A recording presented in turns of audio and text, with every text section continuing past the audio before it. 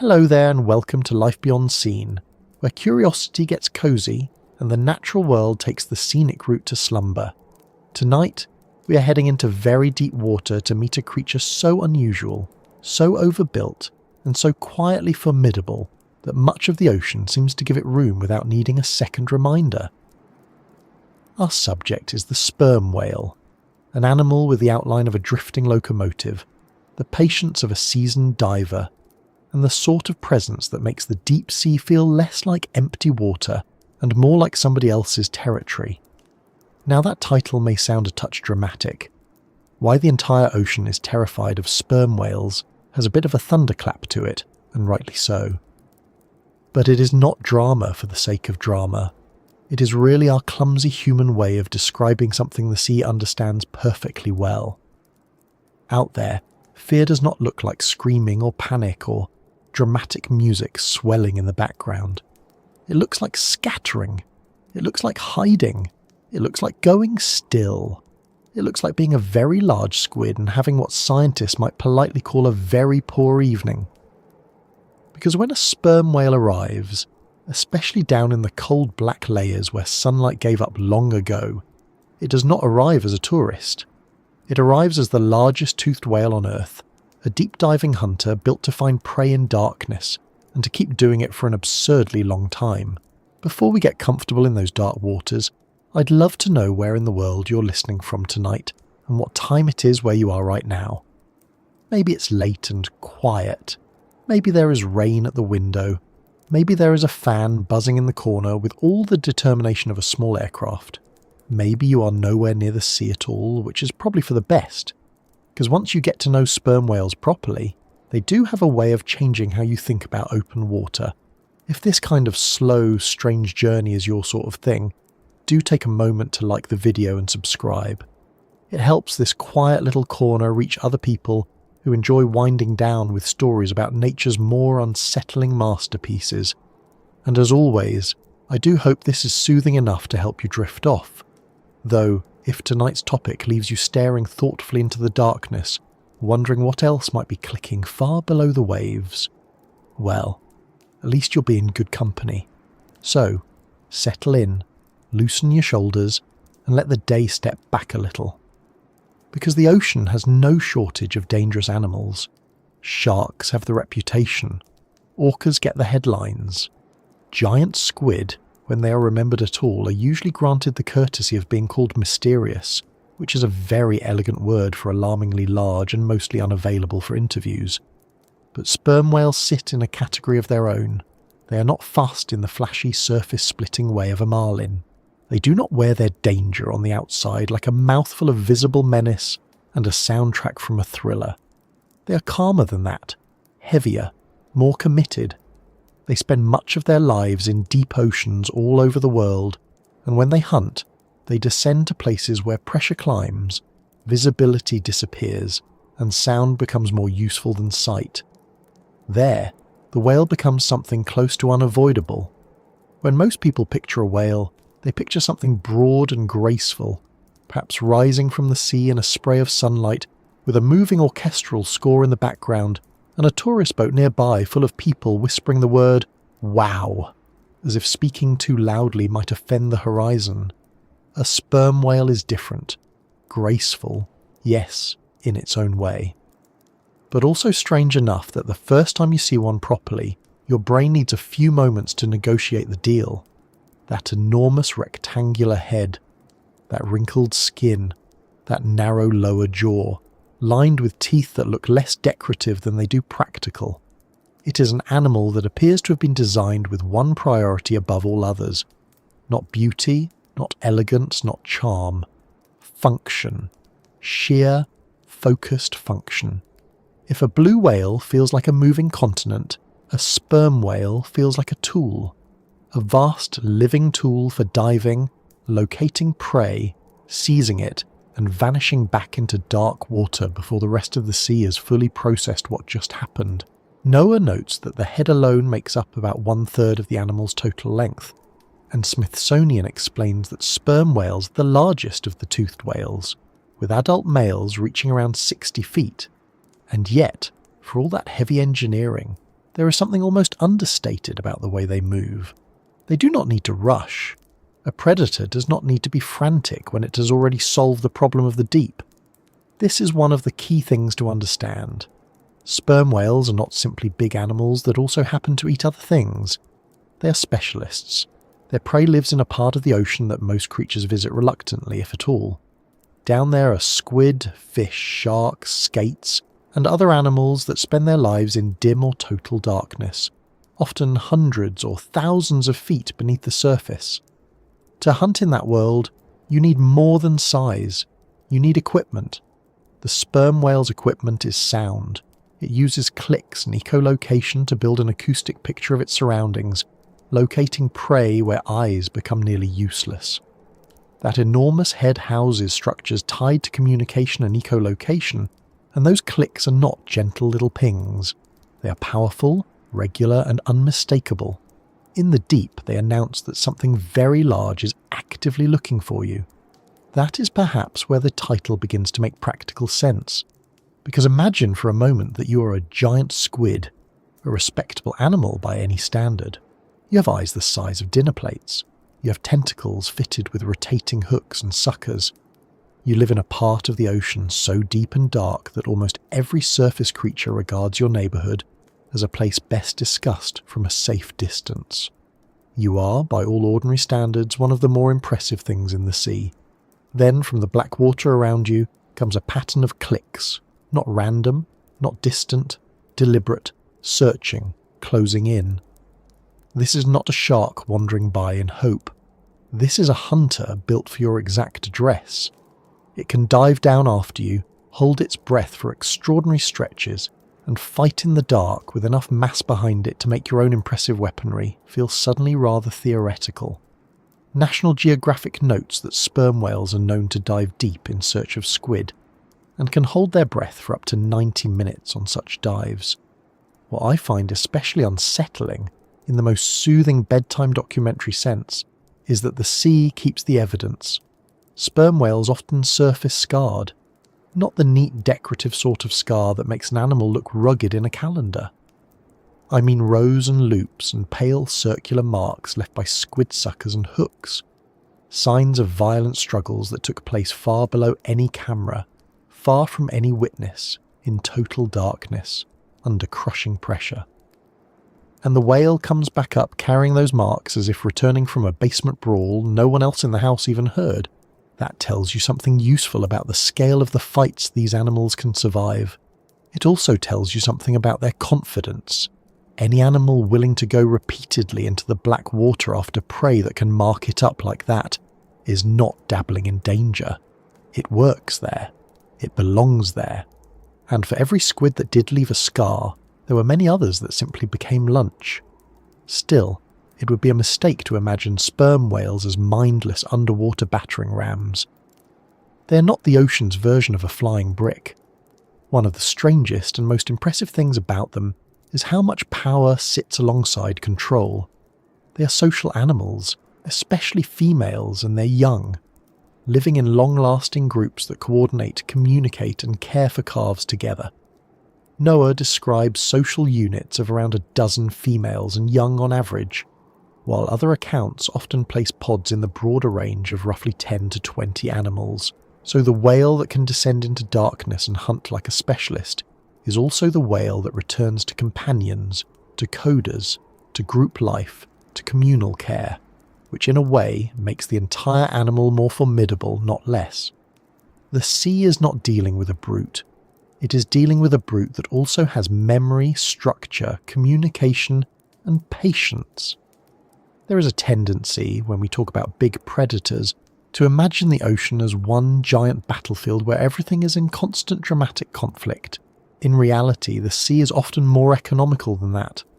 Most creatures do not wait around for proof. They respond to cues, sound, movement, pressure, familiar patterns. A sperm whale does not need to personally terrorize every animal it encounters for its reputation to spread through behavior. It only needs to be what it is, consistently. A large, intelligent, deep-diving carnivore that can consume enormous amounts of prey, operate where others are less capable, and announce itself acoustically through water that carries sound extremely well. The deep is not a place for guesswork. If a creature learns, over generations or over one very memorable afternoon, that certain clicks are followed by chaos, then those clicks start to mean something long before the whale itself comes into view. That acoustic part is important, because sperm whales are not hunting in the theatrical style our surface brains prefer. Down in the deep, there is no dramatic silhouette against moonlight, no conveniently lit fin, no villainous grin. There is pressure, cold, and blackness. So the whale leans on sound.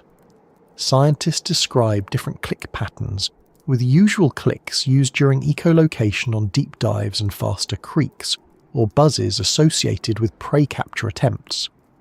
Even if one knew nothing else about sperm whales, that alone would be enough to make one slightly uneasy.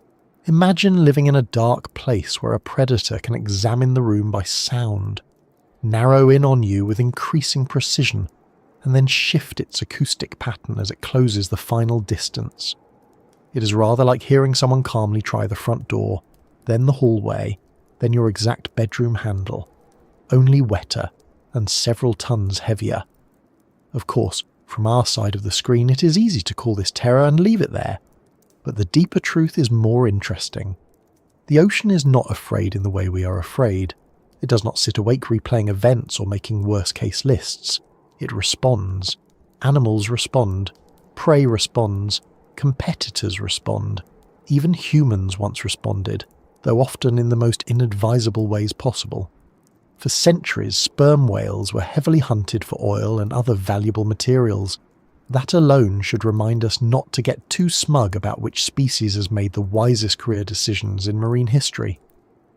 But despite all that human pressure, despite industrial whaling and the violence brought to them from the surface, sperm whales remain one of the defining forces of the deep ocean. They are protected now in many places and still recovering from the enormous losses caused by commercial whaling. And there is another reason this animal unsettles us, even in a calm narration like this one. It does not fit our normal categories neatly. It is a whale, yes, and whales in the public imagination are often filed under gentle giant, wise elder, noble singer, charismatic sea citizen. Sperm whales resist being simplified that way. They are certainly intelligent, they are social, they are in many moments peaceful at the surface. But they are also predators with teeth only in the lower jaw, a head full of structures still not entirely understood, and a life that depends on going down into the dark to catch large prey. They are gentle with one another and harsh with what they eat. Nature does this sort of thing all the time, of course. We are the ones who get fussy about categories. The whale carries on, entirely unconcerned with whether we prefer our giants cuddly or alarming. If anything, that mix of calm and force is what gives sperm whales their particular authority.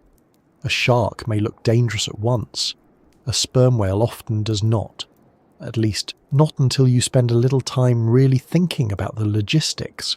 40 or 50 feet of whale, many tons of muscle, dives measured in long minutes, a global range across deep oceans, a diet that includes squid, sharks, skates, and fish from deep water. A social life rich enough to involve patterned communication, an acoustic toolkit capable of turning darkness into information, and a body that comes back from battles with giant squid marked, but not deterred. Once all of those pieces are assembled, the ocean's apparent respect for sperm whales begins to look less like mystery and more like sensible policy. Noah says sperm whales inhabit all of the world's oceans, and their deep-water diet includes squid, sharks, skates, and fish. There is also something humbling about the fact that so much of their real life happens outside our view. Surface animals, even seagoing humans, are used to thinking that what we can see is the main event. But for sperm whales, the surface is often just the interval, a recovery stop, a breathing pause. NOAA notes that after long deep dives, they surface for several minutes before heading down again. The real work, the serious business, the searching and chasing and grappling is below, which means that for centuries we have mostly met this animal in fragments, a blow at the surface, a tail fluke before a dive, a scar, a floating story from sailors, a dead squid with unfortunate timing, bits and pieces of a life conducted in a place our species cannot simply visit whenever curiosity strikes. You can see why older generations built legends around them. Quite frankly, the whale was doing very little to discourage the habit. So tonight, as we begin this journey, it helps to set aside the cartoon version of ocean fear. No creature down there is holding a tiny newspaper with the headline "Sperm Whale Approaches Area Concerned." The truth is better than that. The truth is functional. The truth is biological. In vast regions of the sea, especially in the dark hunting grounds far below the waves, the sperm whale is one of the clearest examples of what happens when evolution keeps refining an animal for a difficult job and simply refuses to stop when the design becomes a little excessive. Bigger head, better sound, longer dives, stronger social bonds, more success in the deep. At a certain point, the result is not just a whale, it is a force that shapes the behaviour of other animals simply by existing. And that is where the story really starts to tighten, because once you understand that this creature is not merely large but specialised, not merely loud but acoustically precise, not merely social but deeply organised, the next thing to ask is how exactly such an animal is built. What kind of hunter needs a head like that, teeth like those, lungs and blood and muscle prepared for descents that would crush almost anything else, and a life split between quiet family groups at the surface and brutal foraging trips into black water below? To understand why so much of the ocean gives way when a sperm whale enters the scene, we need to take a slower look at the whale itself, and that is where the water starts getting deeper. Take the size first, because there is really no polite way around it. Before a sperm whale does anything clever, before it clicks, dives, or starts behaving like a submarine built by a committee of engineers with a strong interest in squid, it has already made one point very clearly by existing at all. This is the largest of the toothed whales. Adult males can reach about 60 feet in length, while females are much smaller on average, often around 36 to 40 feet. That difference alone gives the animal an unusual feeling, because it is not simply large in the way many whales are large. It is large and armed. A blue whale is bigger overall, of course, but it makes its living by filtering tiny prey from the water. A sperm whale lives by hunting individual animals in the deep, which means all of that mass is attached to a very different job description. It is not a floating sieve.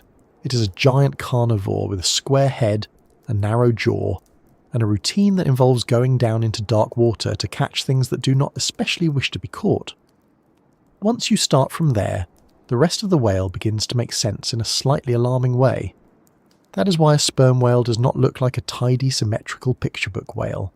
It looks specialised, and specialisation is often the part people miss when they are busy being impressed by the size. The body is thick-set, the flippers are comparatively small, the back has rounded humps rather than a dramatic dorsal fin, and then there is that head, which can account for more than a third of the body length. NOA notes that sperm whales have very large heads, and one NOAA feature explains that the head can take up over 1/3 of the whale's total length. That is not decorative excess. That is precious real estate in an animal where every pound costs something to move through water.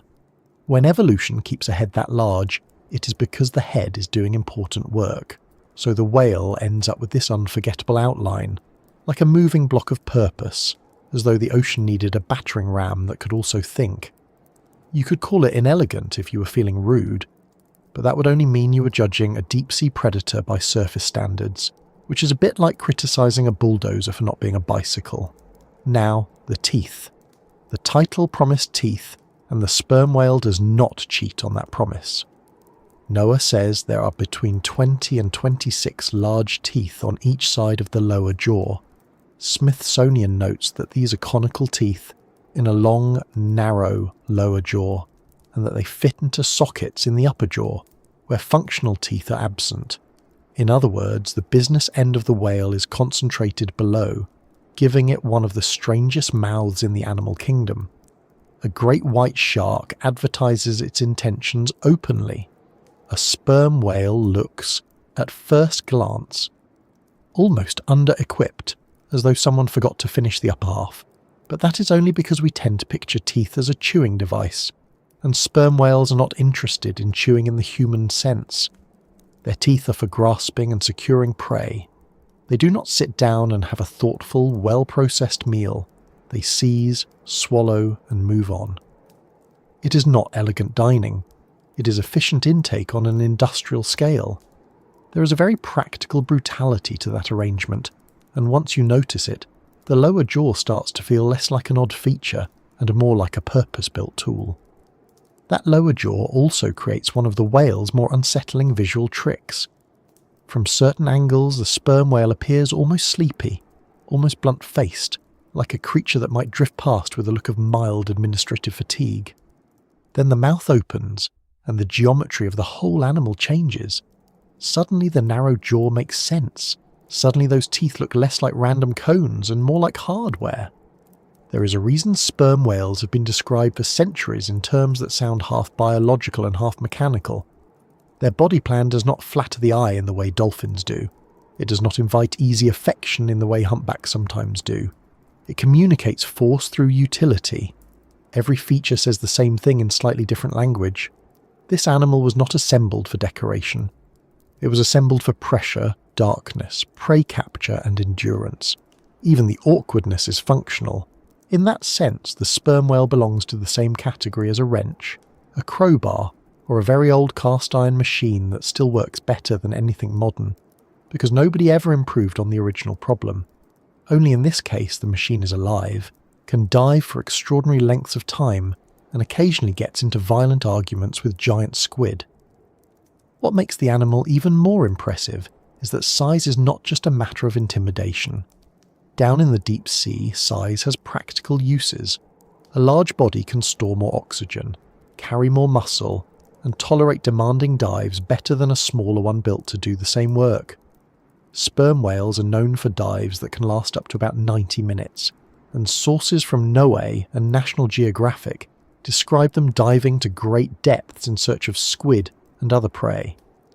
NOAA's outreach material says they can dive as deep as 2 miles under the surface, while National Geographic notes dives of around 3,280 feet are common in feeding descriptions. Whether one takes the conservative version or the more dramatic one, the point remains the same. This is an animal built to work in a realm where human beings would need lights, steel, gauges, a support crew, and an extremely serious waiver form. The whale manages it by holding its breath, managing its oxygen, and getting on with the task. That is where the scale becomes meaningful. The mass of a sperm whale is not merely impressive at the surface. It is part of the operating budget for a life spent commuting vertically into darkness. Its prey list tells the same story. NOAA says sperm whales feed mainly on squid, but also take fish, sharks, and skates. That is a diet that sounds less like casual grazing, and more like a steady program of hunting whatever substantial thing lives far below and can be caught. Squid dominate the menu for good reason. They are abundant in the deep sea, soft-bodied enough to swallow, and nutritious enough to justify the effort. But there is something especially intimidating about a predator whose preferred meal includes giant squid, not as a rare act of reckless heroism, but as part of the normal plan. Smithsonian notes that parts of giant squid have been found in sperm whale stomachs, and that circular scars on sperm whales are consistent with battles against large squid. So when people imagine the deep ocean as a place where giant squid rule by default, it helps to remember that something else arrives there regularly with a larger body, a better oxygen budget, and every intention of turning the local monster into a protein source. It is one of nature's less advertised reversals. The nightmare has a predator too. There is also the matter of momentum, which rarely gets enough attention, because it's difficult to appreciate from a photograph. A sperm whale in motion is not simply heavy, it is heavily committed. Water softens things visually. It can make even big animals look slower and gentler than they really are. But mass moving through water is still mass. A whale that may weigh dozens of tons does not need the twitchy speed of a tuna to become dangerous. It only needs enough accuracy to close the last distance. That is one reason the teeth matter, even though squid are soft-bodied. The whale does not have to saw prey into neat portions. It has to catch hold, control the encounter, and swallow efficiently. The teeth are part of that final act. They are not a dramatic display for us. They are the closing hardware on a predator that has already done the hard part, namely locating prey in a dark, pressurized environment and getting its vast body into the same patch of water at the same moment. By the time the teeth are relevant, things have usually gone rather badly for whatever the whale was looking for. The phrase toothed whale can sound almost quaint if you do not stop to unpack it. We hear it and think, yes, of course, some whales have teeth. Very interesting. Then you look closer and realise that the sperm whale is not merely one toothed whale among many. It is the giant of the Odontocetes, the group of whales that hunt with teeth rather than filter feed with baleen. Smithsonian explains that toothed whales use echolocation, and that the sperm whale is the largest member of that broad predatory camp. This matters because it places the animal in a very particular ecological role. Among the great whales, many are enormous because they exploit tiny prey in huge volumes. The sperm whale took another route. It became enormous while retaining the toothed whale strategy of pursuing individual prey items. That is a very different evolutionary investment. It means the scale of the hunter kept increasing without giving up the basic logic of a predator. The result is unusual enough that it still feels faintly improper, as though something that large ought to have switched careers halfway through and become a gentle filter feeder for administrative reasons. It did not. It stayed a hunter. And then there is the social contrast, which makes the whole animal more interesting, and somehow more formidable. NOAA says females and their young live in stable social units, averaging around 12 animals, while young males eventually leave and may form bachelor groups before older males become more wide-ranging and move toward higher latitudes. So the largest toothed whale is not simply one giant individual wandering the world in splendid isolation. Much of sperm whale life is organised. There are bonds, patterns, age structures, and group habits. A calf is not growing up beside a random giant. It is growing up within a society that already knows how to be a sperm whale. That means the design of the predator is not only physical, it is social as well. The animal carries not just a large head and a lower jaw full of teeth, but inherited habits about where to go, how to dive, how to care for young, and how to operate in a world most species experience only in pieces. This is where the whale stops being merely impressive and starts feeling established. It is not improvising survival.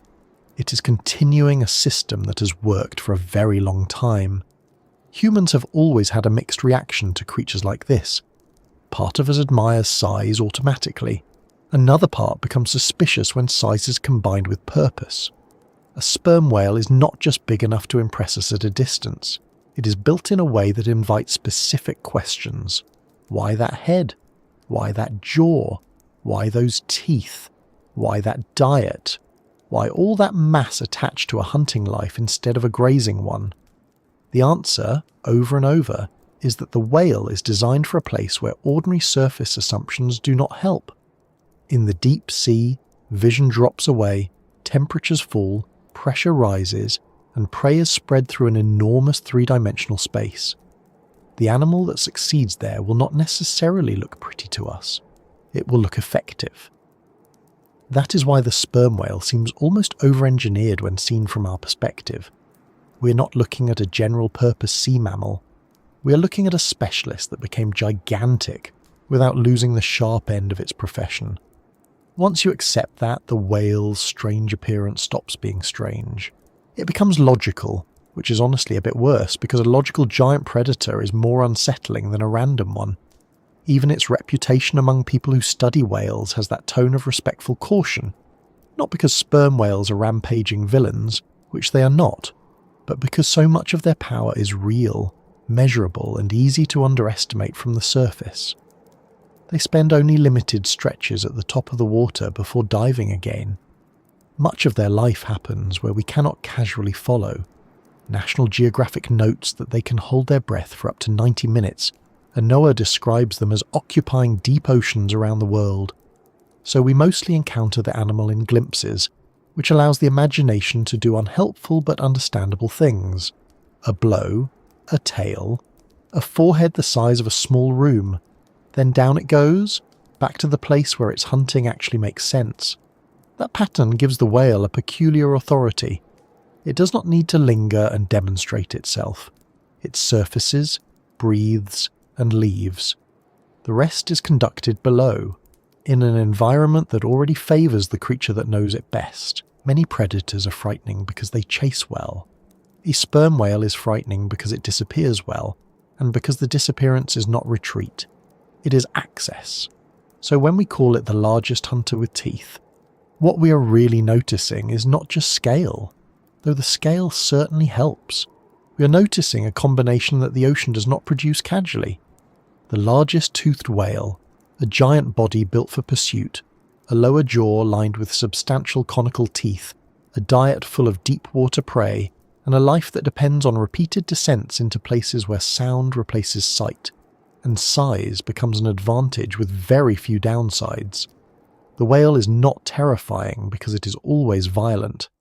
It is terrifying because it is thoroughly fitted to its role. Everything about it feels committed. From the block-like head to the narrow jaw to the habit of heading downward for long stretches where most animals would prefer not to conduct business. And once you've sat with that for a while, the next part becomes unavoidable, because those teeth, impressive as they are, still are not the strangest thing about the animal. The strangest thing is the head above them, and what that head is doing when the whale leaves the surface and begins to search. What makes all of this even stranger is that the teeth, impressive as they are not really the main event. They are the last piece you notice. The real mystery sits above them in that huge squared-off head, which looks less like a face in the usual sense, and more like the front section of a machine that was never intended to be elegant. A sperm whale's head can make up more than a third of its total body length, and inside that vast block of tissue is the equipment that turns darkness into information. The whale does not go down into the deep with a lantern, or better eyesight, or a handy little map tucked under one flipper. It goes down with sound. That is the point of the head. Not decoration, not balance, not vanity. Sound. Focused, repeated, purposeful sound, built into one of the most unusual skulls in the natural world. At the surface, this can be easy to miss because the whale often seems almost idle. It breathes, it rests, it floats with a calm that can look suspiciously like indifference. Then it arches, lifts the tail and drops away. Once that happens, the animal is entering an environment where sunlight becomes a rumour rather than a reality. In those depths, sight loses much of its usefulness. Even very large eyes can only do so much when the water is dim, then blacker still. So the sperm whale relies on a different sense almost to the point of obsession. It produces clicks and interprets the returning echoes, building a picture of what lies ahead in much the same way a bat does in air, only with far more mass involved and with a degree of acoustic force that makes the whole thing feel less like a trick of nature and more like a serious engineering project. NOAA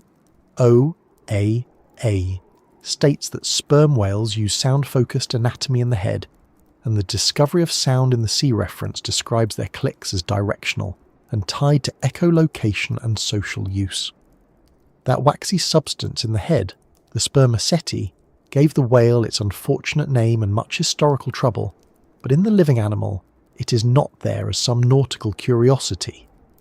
NOAA describes the spermaceti as an oil sac that helps the whales focus sound, and the same general structure is part of the reason the head is so large and so distinctive. Beside and below that organ is another structure often called the junk, which helps shape the outgoing sound. Together, these tissues turn the front of the whale into a kind of acoustic apparatus. That sounds dramatic, but it is not really an exaggeration. The whale's nose, if one can call it that with a straight face, has effectively been expanded and modified into something capable of producing and directing the clicks that guide the animal through the deep. It is one of those biological arrangements that initially sounds ridiculous and then, on second thought, seems perfectly sensible. If you're going to hunt in darkness for a living, you may as well wear your sonar on your face. The sound itself is produced not in the mouth and not in the throat in the way people tend to assume, but in nasal structures inside the head. Research on toothed whale sound production shows that these animals use phonic lips in the nasal passages, and earlier sperm whale work identified the so-called monkey lips at the front of the head as the place where the click pulse is generated. From there, the sound reflects through air sacs and dense tissues in the head before being projected outward. That is why the whole front of the whale matters. The head is not merely a container for sound, it is part of the instrument. The click begins in one place, travels through others, and comes out shaped by the size and architecture of the skull itself, which means the sperm whale does not just make noise, it manufactures a carefully structured pulse using one of the strangest built-in speaker systems ever assembled by evolution.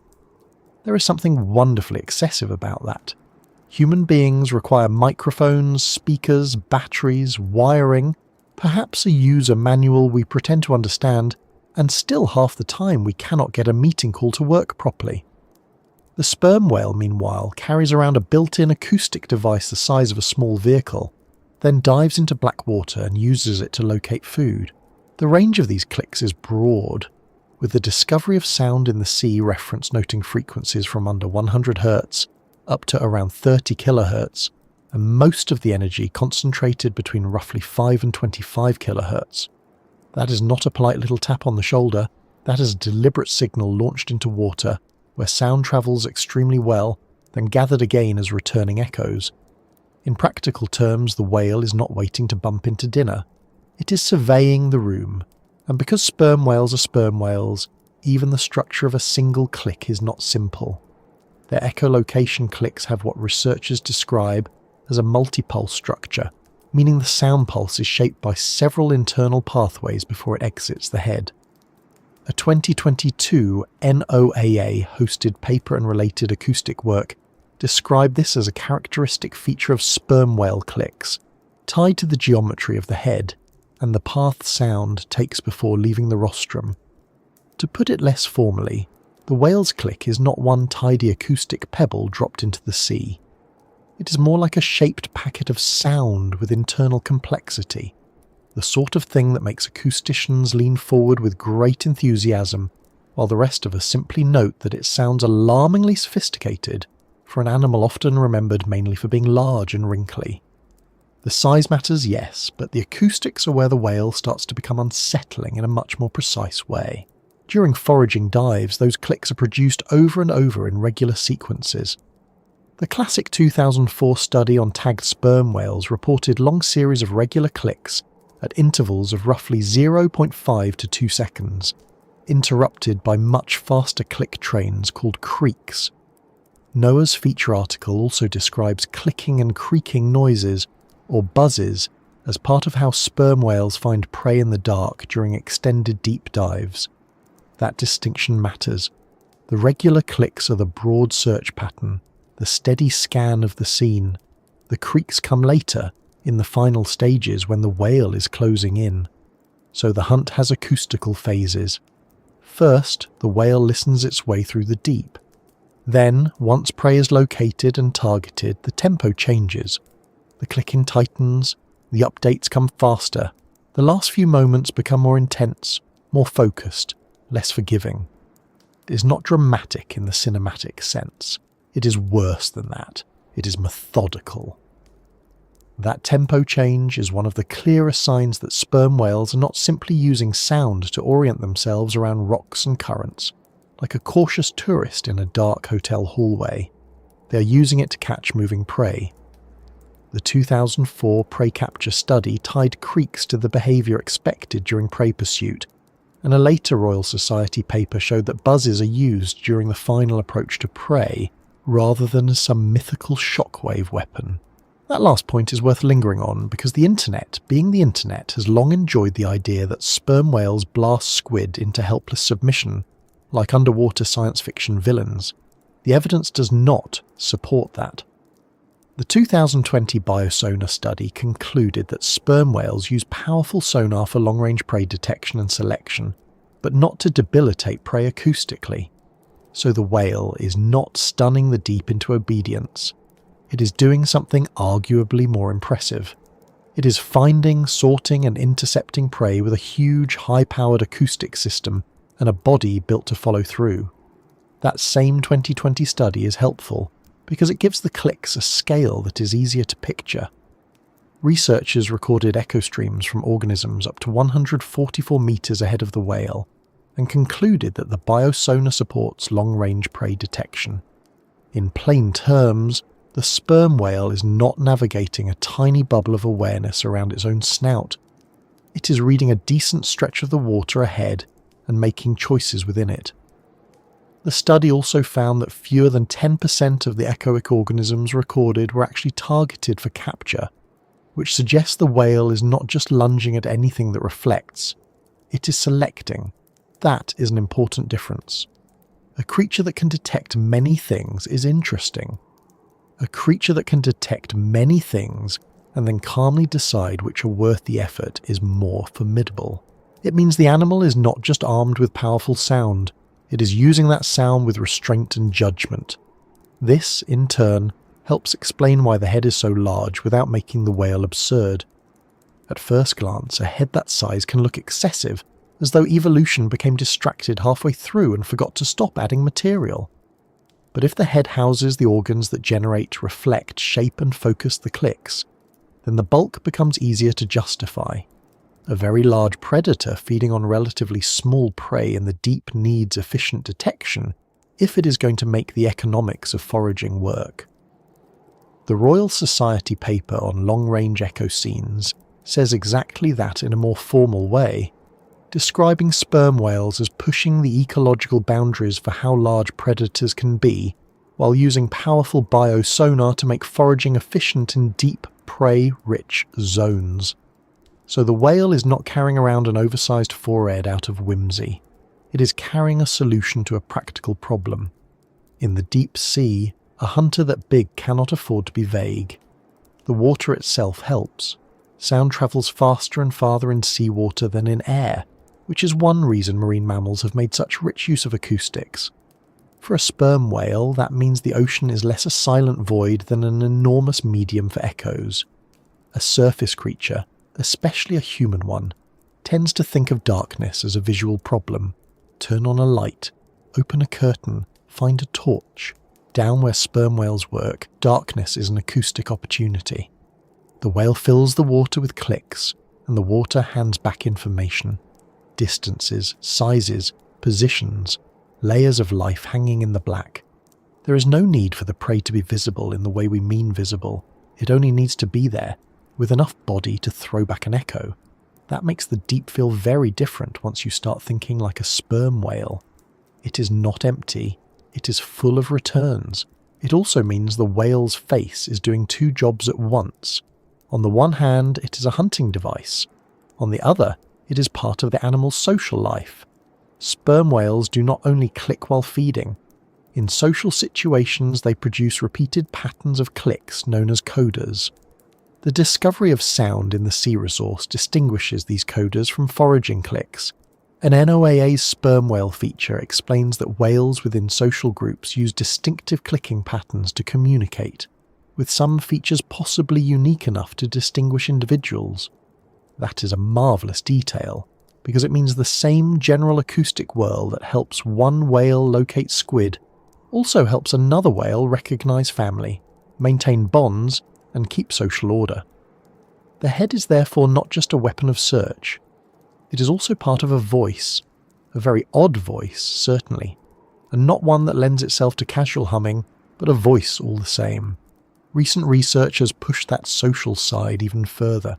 A 2024 Nature Communications paper describes coders as the basic units of sperm whale communication, and emphasises that they are produced in interactive exchanges rather than as isolated little bursts. Other recent work has continued to support the idea that coders carry information about clan identity and social structure.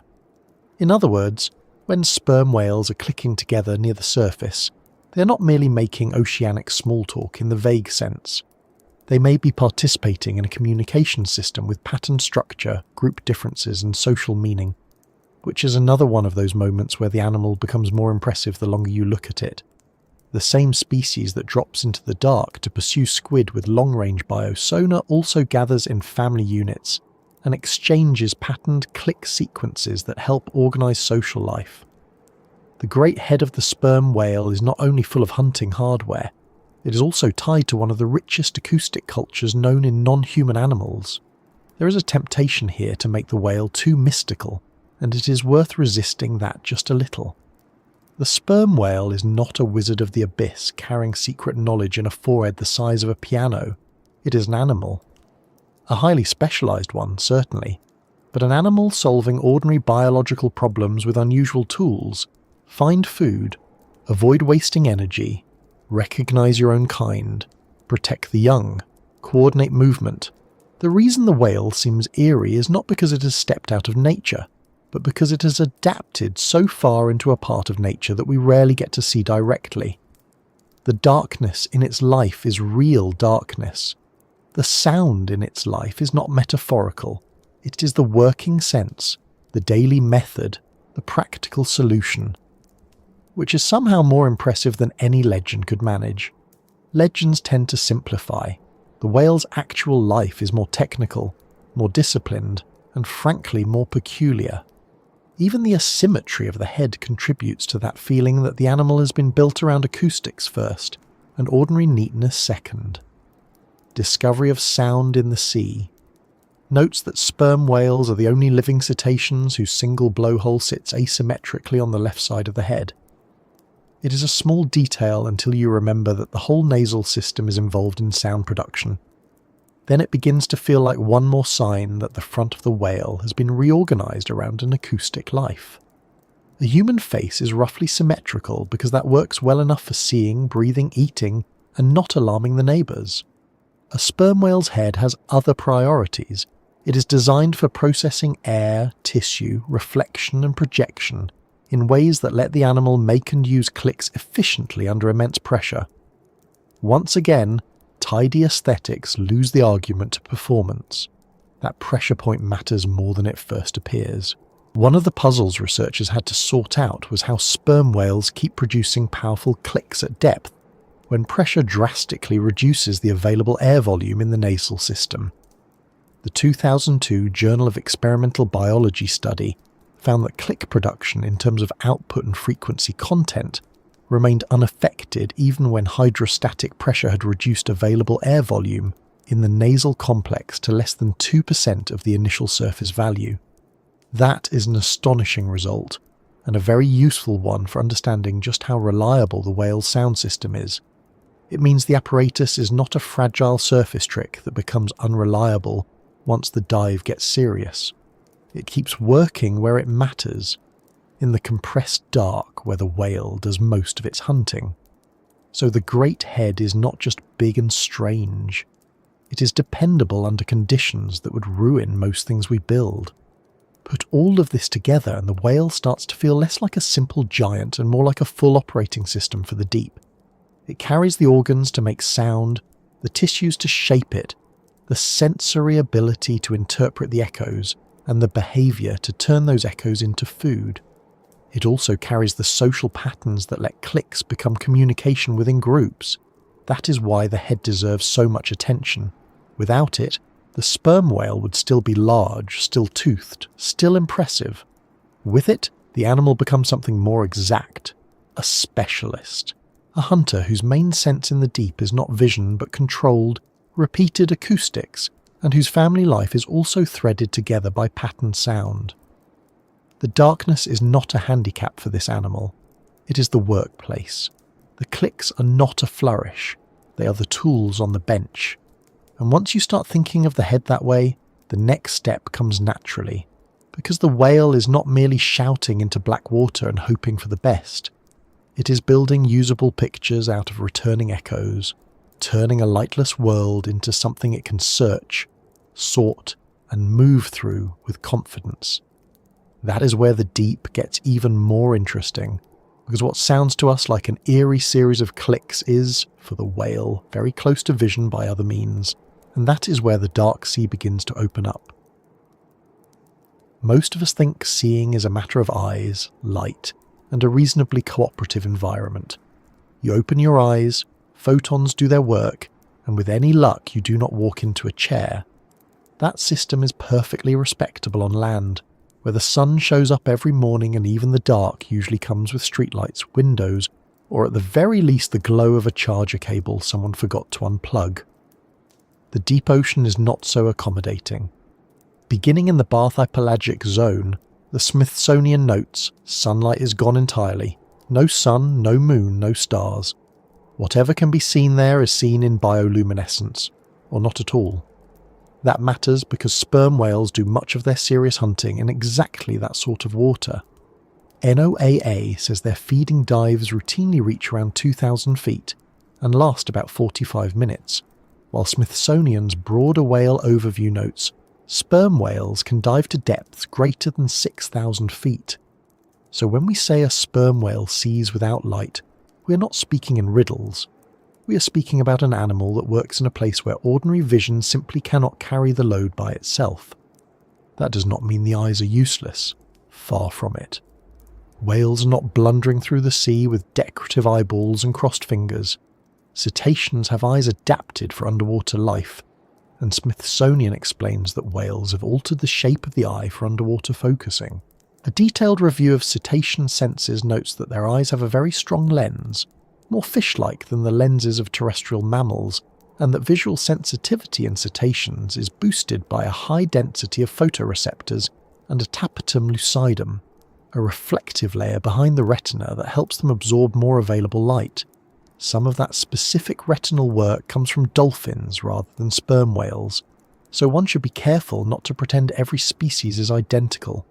Even so, the broader point stands well enough. Whales are not visually helpless.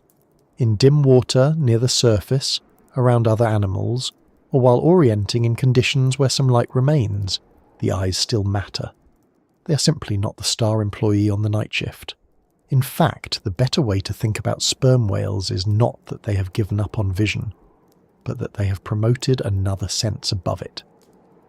Toothed whales, Smithsonian explains, receive high-frequency sounds through specialized acoustic fats along the lower jawbone, which conduct sound to the internal ears.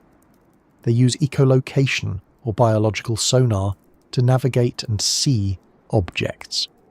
Sound is produced in nasal structures, shaped and focused by fatty tissues in the forehead, and then the returning echoes are processed by the brain into a usable picture of the world. That is the phrase worth keeping, a usable picture. We hear echolocation, and sometimes imagine a crude warning system, like a person in a dark room tapping the wall with a cane. It is more than that. It is closer to active sensing, where the whale sends a signal into the water, waits for the water to answer, and then turns the answer into distance, direction, and structure. It does not need light because it is making its own information. This is why the earlier discussion of that massive head matters so much. The head is not only large, it is specialized.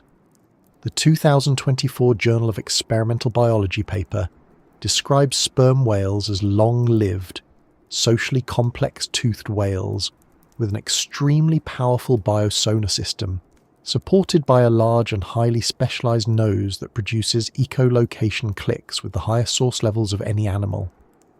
NOAA adds that the head makes up about 1/3 of the whale's total body length, and much of that space is tied to the spermaceti organ and related sound-focused anatomy.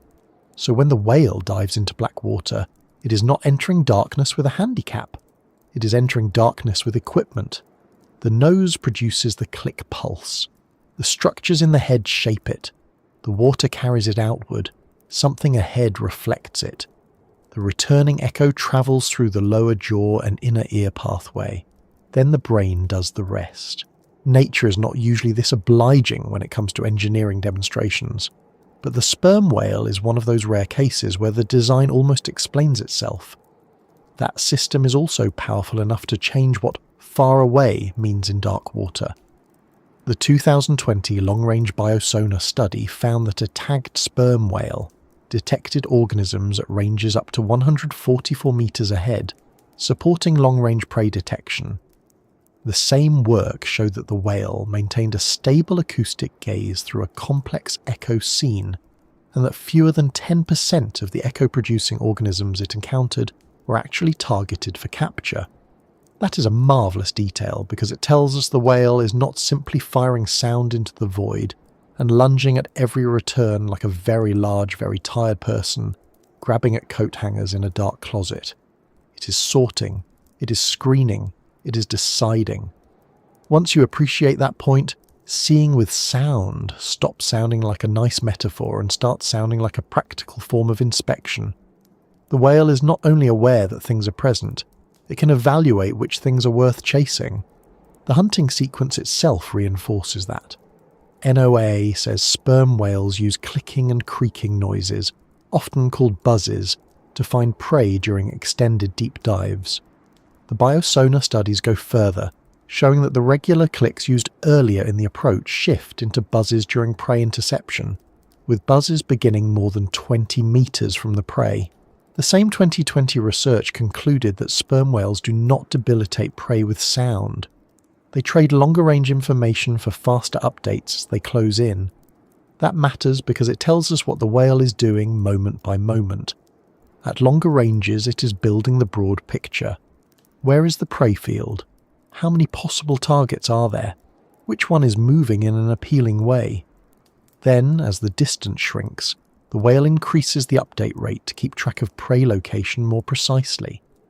It is the acoustic equivalent of narrowing your focus as you reach for a moving object.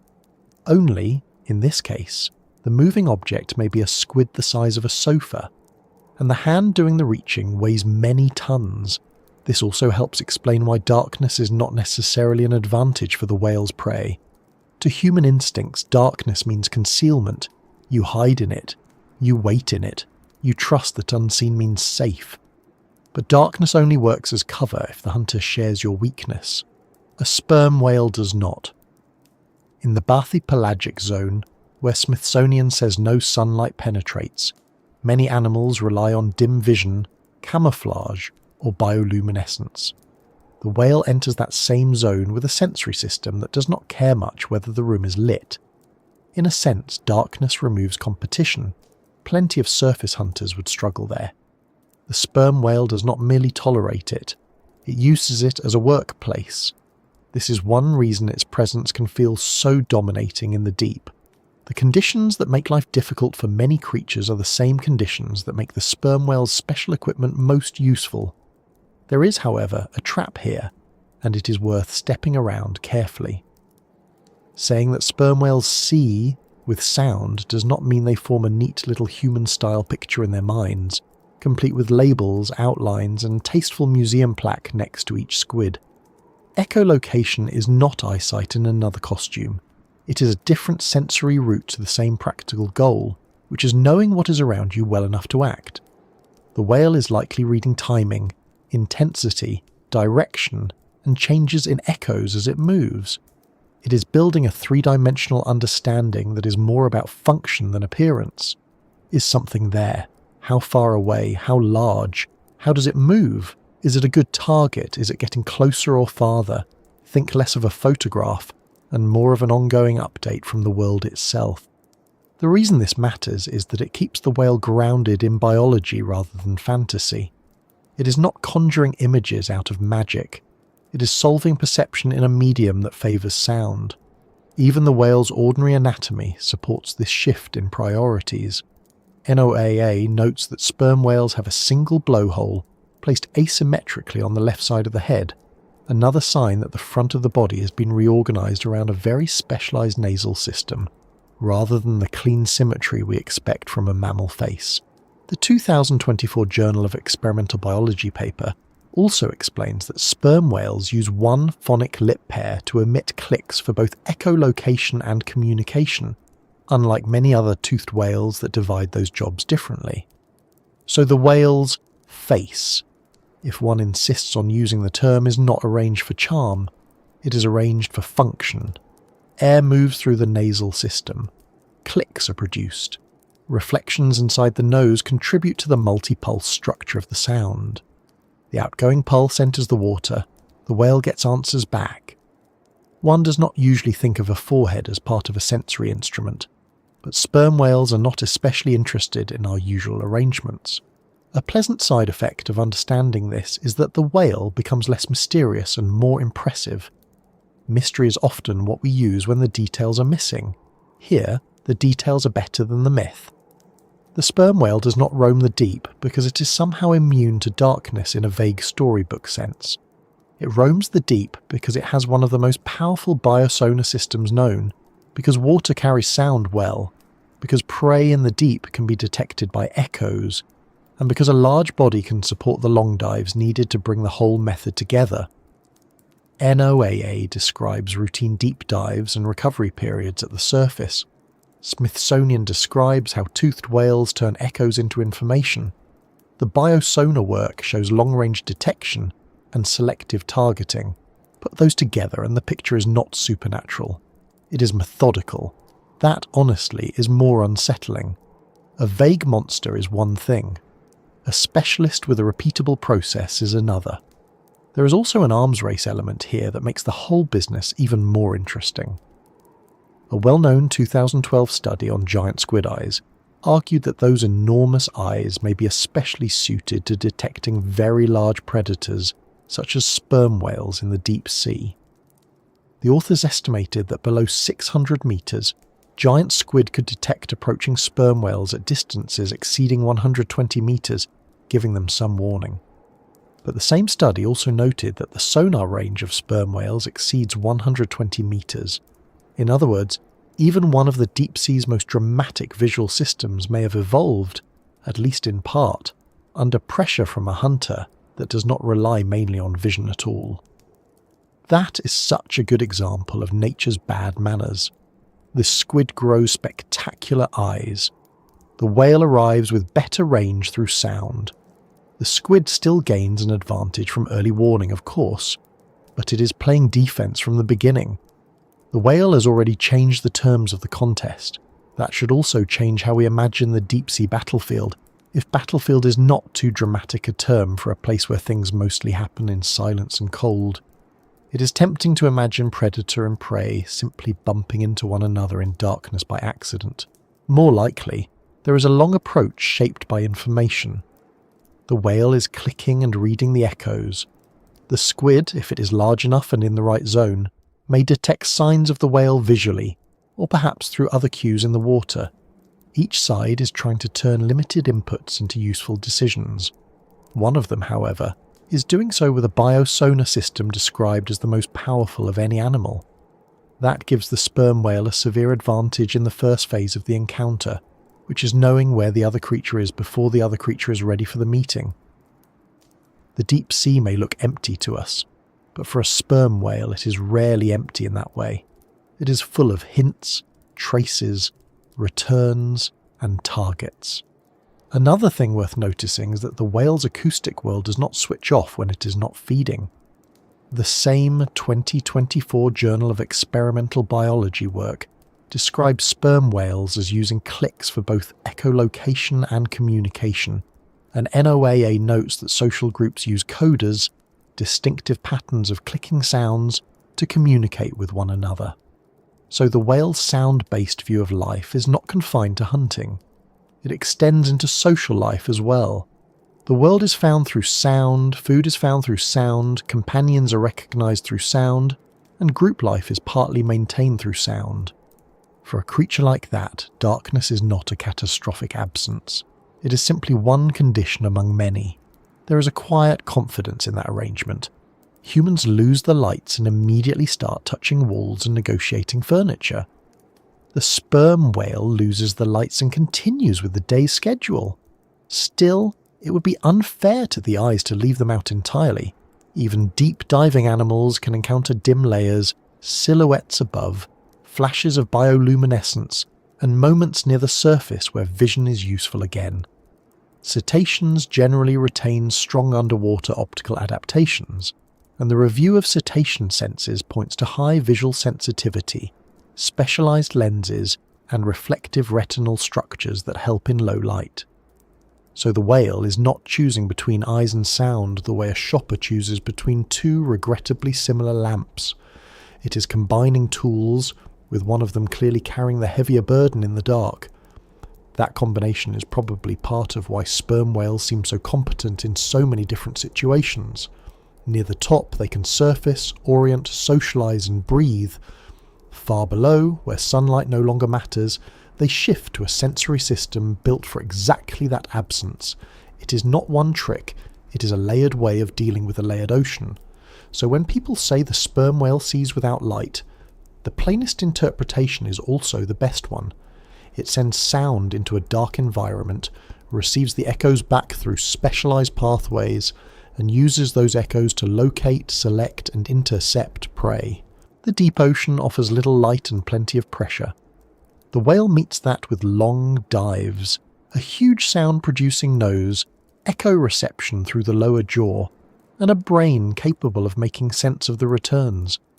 It is a sensory solution so effective that much of the whale's prey is already being measured, tracked, and judged long before any eyes would be much help. Once you accept that, the deep stops feeling like an empty black stage and starts feeling like an occupied world that the whale can read far better than we can. And the next thing in that readable darkness, the thing that has spent a very long time trying not to be found there, is the squid kingdom waiting below. And the next thing in that readable darkness, the thing that has spent a very long time trying not to be found there, is the giant squid. Not a rumour, not a sailor's excuse, not a convenient way to make an already tense sea voyage sound even worse in the retelling, but a real deep-sea animal so large and so elusive that for a very long time human beings mostly met it in pieces. A tentacle in a net, a beak in a whale's stomach, a carcass on a beach, a specimen hauled aboard by fishermen who had likely set out for a normal day and instead came home with the sort of story that immediately makes everyone else at the harbour suspicious. Smithsonian notes that giant squid can reach nearly 43 feet, or 13 metres, in recorded length and may weigh nearly a ton, yet they remain rarely seen because they live deep underwater, and most of what we know has historically come from dead specimens found at the surface or caught accidentally. That is the first important correction to make in our minds. The giant squid is not merely a large squid. It is a resident of a part of the ocean where being difficult to observe is not a personality quirk, but a basic condition of existence. Smithsonian describes its habitat as the cold, dark waters roughly 1,650 to 3,300 feet below the surface, and says the species is thought to occur worldwide, though it is rarely found in tropical and polar regions and is more often associated with places like New Zealand, Pacific Islands, and parts of the North and South Atlantic. So when we talk about the giant squid's kingdom, we are not speaking of some neat little territory marked on a chart with decorative sea monsters around the edges. We are talking about a vast belt of dim to black open ocean, cold and pressurized, where large animals can remain almost entirely out of sight simply because the water above them is enormous and the light has become too weak to help much. That setting matters because it explains nearly everything else. Near the surface, size attracts attention. In the deep sea, size can still hide remarkably well. A 40-foot squid sounds impossible to miss until you place it in thousands of feet of dark water and stop assuming the ocean is a well-lit aquarium with convenient glass walls and an interpretive sign. It is not. It is Earth's largest habitat, and in many parts of it an animal can be both enormous and effectively absent from our lives. That is one reason the giant squid held on to its mythic reputation for so long. People knew something large and armed with suckers existed because they kept finding evidence of it. But actual meetings were rare enough that imagination cheerfully filled in the blanks. Smithsonian even notes that the giant squid was first photographed in the wild only in the modern era, and first filmed in its natural habitat in 2012. Which is a fairly humbling fact when you remember that people have been crossing oceans for centuries and congratulating themselves on exploration the entire time. Once seen properly though, the animal is less a ghost and more a machine made of muscle and reach. Giant squid have 8 arms, 2 long feeding tentacles, a beak, a siphon, and eyes so large that Smithsonian describes them as the biggest in the animal kingdom, reaching up to about 10 inches in diameter. Those feeding tentacles are the part that changes the mood of the room. Smithsonian says they can shoot out to seize prey up to 33 feet or 10 meters away, and that the clubbed ends are lined with hundreds of sharp-toothed suckers. So the squid does not need to place its whole body neatly beside a fish and ask it to hold still while the paperwork is completed. It can strike from a distance, catch hold with those tentacles, and then pull the prey inward toward the beak with the shorter arms. It is, in other words, exactly the sort of animal one would expect to do very well in the deep sea until something even more specialized arrives. The eyes deserve a moment of respect on their own, because they tell you how the giant squid experiences its world. Smithsonian says those huge eyes help it find prey in the dark ocean depths, and the famous 2012 analysis of giant squid vision proposed that eyes of this size may be especially useful for detecting very large objects in dim water, including the approach of a sperm whale. That last part is both scientifically interesting and a little rude. Imagine building the largest eyes in the animal kingdom, a set of organs so oversized and so expensive to maintain that they become one of your defining features, only for one of their main advantages to be spotting the exact predator you most wish did not exist. There is a rough honesty to that arrangement. The squid does not have giant eyes because the deep sea is scenic. It has giant eyes because in a place with almost no light, a little extra warning can be the difference between a difficult evening and becoming an undigested beak in someone else's stomach. And yet the giant squid is not merely prey in an oversized horror story. It is a major predator in its own right. A NOAA-hosted deep-sea study describes giant squid and colossal squid as ecologically important deep-sea predators, and Smithsonian says giant squid mostly eat deep water fishes and other squids, including other giant squid. They may also attack schools of fish from below and then retreat back towards safer depths, so the animal spends much of its life as one of the larger and more capable hunters in its world. It catches, grips, tears, and swallows. It is not drifting about with the soft helplessness people sometimes project onto unfamiliar sea life. This is an active carnivore, built for sudden reach and short, violent work. That matters because it changes the balance of the story. The deep-sea kingdom of giant squid is not a haunted meadow where victims nervously wait in line. It is a feeding ground ruled by a predator that just happens to have a predator of its own. There is something almost medieval about the hardware. The suckers on the feeding tentacles are not smooth little suction cups with innocent intentions. Smithsonian describes them as sharp-toothed. Once prey is caught, the squid draws it inward, where the beak breaks it apart and the radula, a tongue-like structure covered in tiny teeth, grinds it down further before it passes through an esophagus that, in one of nature's less reassuring design choices, runs through the brain. This is the kind of anatomical detail that makes one pause and admire cephalopods from a respectful distance. The squid is sleek from the outside, but the operating system inside is all business. Everything is about capture, reduction, and getting calories in fast enough to support a life of rapid growth in cold water. That rapid growth is one of the more surprising parts of the story. Smithsonian says evidence from statoliths suggests giant squid may live no more than about 5 years, which means they must grow extremely quickly to reach their immense size. 5 years is a very short time in which to become the sort of animal that inspires museum displays, old legends, and uneasy comments from marine biologists who have spent decades trying to get a decent look at you. It also means the deep sea must provide enough food to make that growth possible. The giant squid's kingdom, then, is not just dark and cold. It is productive in the way the deep ocean can be productive, with food webs spread through layers of water rather than arranged neatly on a plane.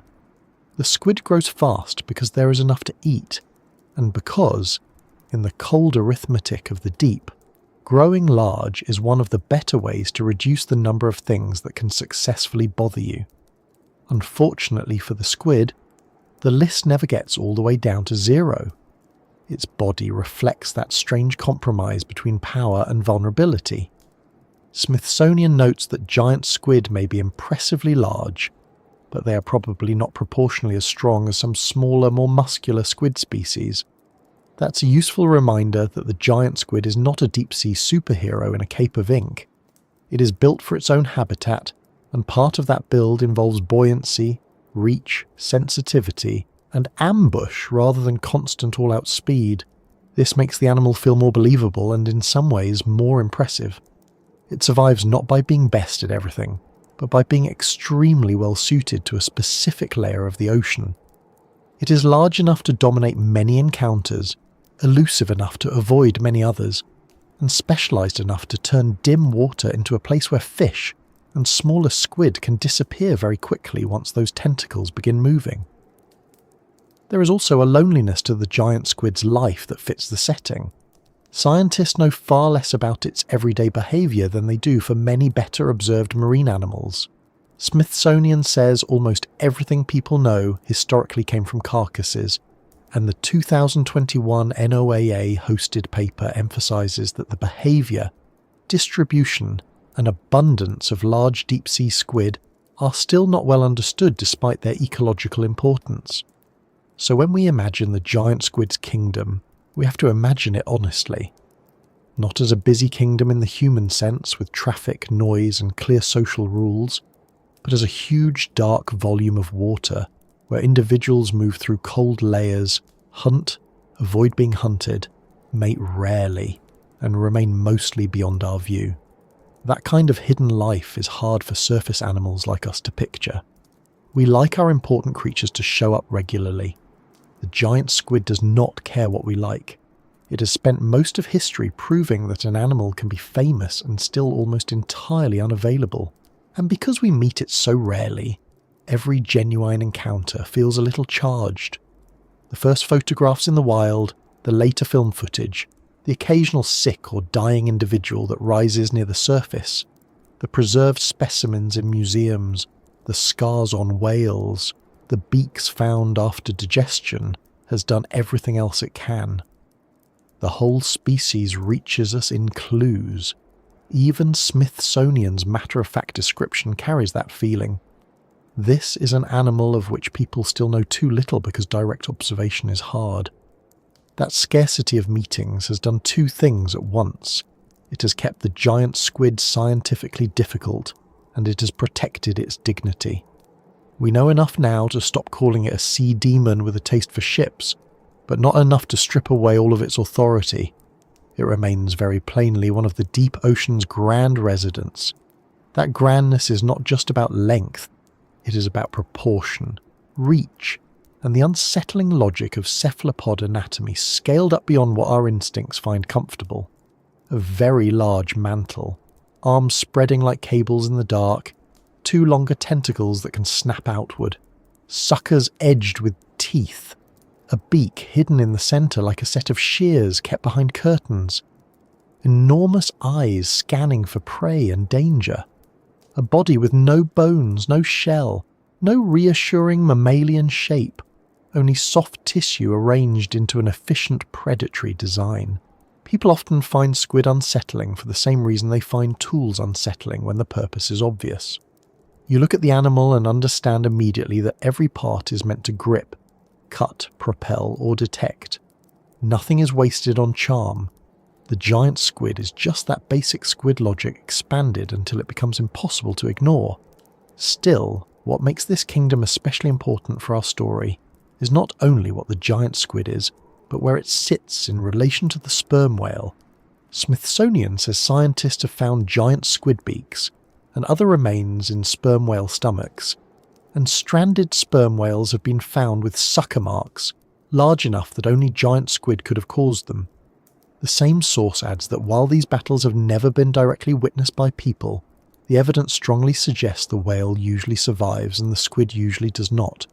That does not make the squid trivial. Quite the opposite. Any animal large enough to leave battle scars on a sperm whale is not a footnote in the food web, but it does mean the giant squid's kingdom is not secure in the way one might hope.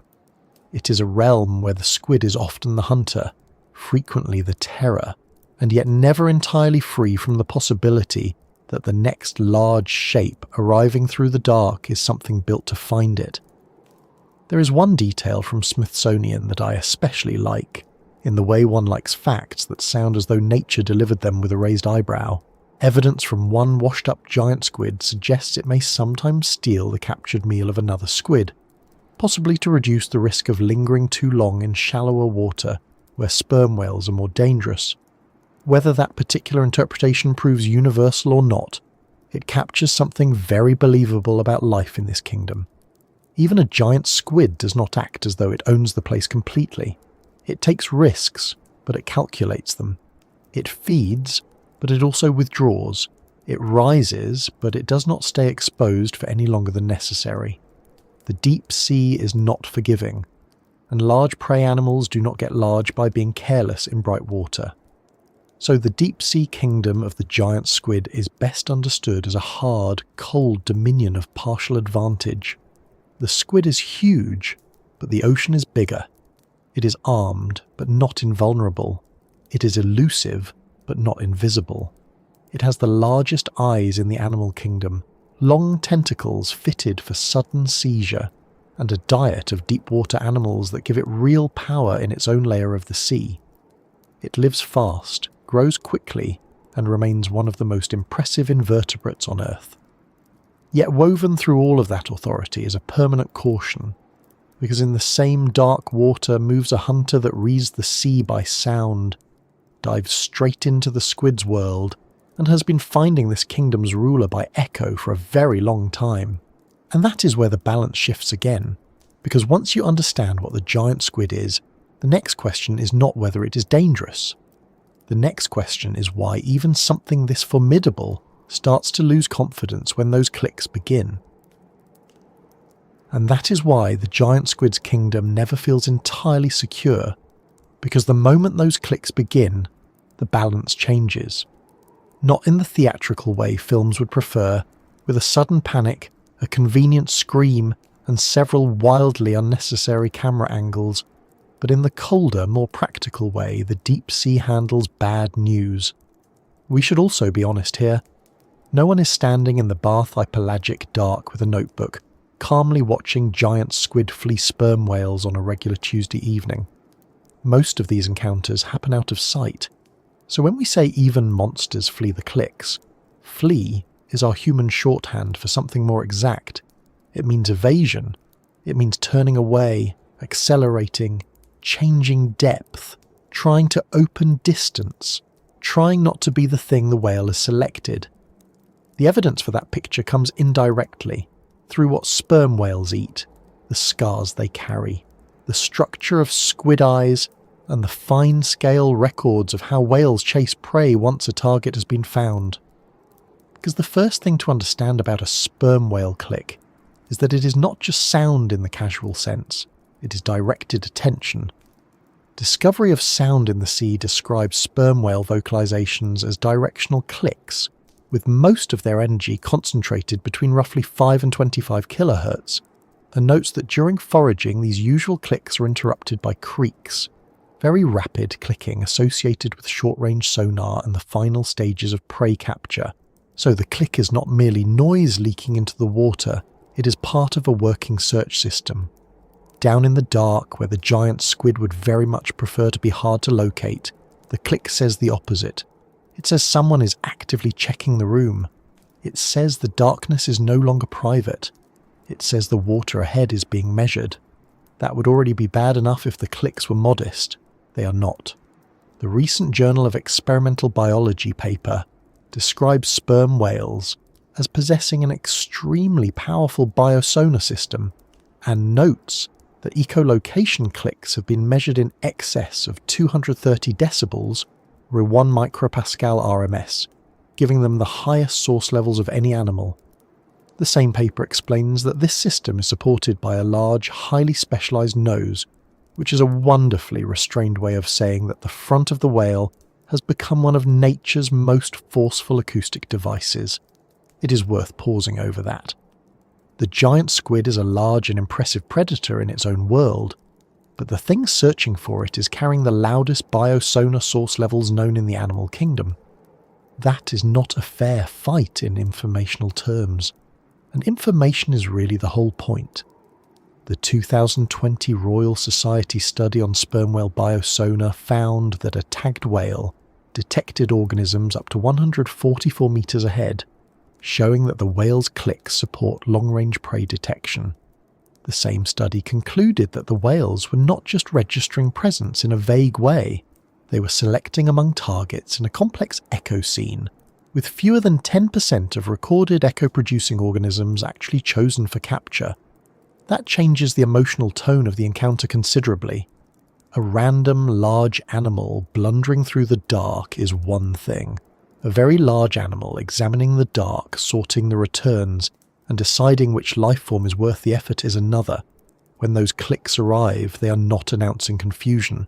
They are announcing evaluation. Now put yourself as much as anyone can in the giant squid's position. You're already living in an environment where sight is difficult and warning time is precious.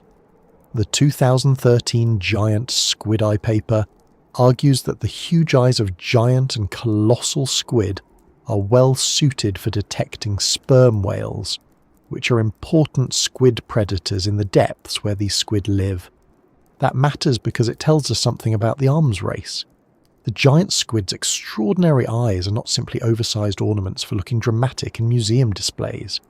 They make sense in a world where one of the worst possible developments is a sperm whale approaching through dark water. The squid's eyes may help it notice the problem. That does not mean the problem goes away. In fact, the ugly beauty of the situation is that both animals are tuned to the same encounter from opposite sides. The eye study argues that giant squid may detect approaching sperm whales at useful distances, while the biosonar work shows sperm whales detecting prey out to around 144 meters ahead. So the squid may get warning, yes, but the whale often gets warning too, and that warning is active rather than passive. The squid waits for signs that danger is approaching. The whale sends out a question and receives an answer. That difference is enormous. One side is hoping to notice. The other side is deliberately probing the water for a target. This is why the clicks inspire what we loosely call fear. They are the sound of a hunter that does not need luck to enter the conversation. There is also a myth that deserves to be set down gently and left there. Sperm whales do not appear to blast prey into helplessness with some underwater shockwave of doom. Both the Royal Society study and the Scientific Report study reject acoustic debilitation as the main capture method. The Royal Society paper states that buzzes were initiated more than 20 meters from prey, showing that sperm whales do not debilitate their prey with sound. The 2016 Scientific Reports paper similarly found that sperm whales do not expose prey to levels consistent with stunning, and instead use high repetition rate buzzes for high-resolution tracking during active chases. This is useful because the reality is better than the myth. The whale is not relying on a magic trick. It is relying on superior detection, active pursuit, and close-range control. That final point matters a great deal. When the whale gets close, it does not keep behaving as though distance is still the issue. The Scientific Report study found that sperm whales dramatically reduce acoustic output when they are within about a body length of their prey, and that the fast, low-output buzz is well suited for rapid updates on prey location during the last few meters of capture. In other words, the whale is not trying to overwhelm the prey with sound at close range. It is trying to track it precisely while manoeuvring a large body through the final part of the chase. This tells us something very important about why prey run from the clicks. The clicks do not mean pain is coming from the sound itself.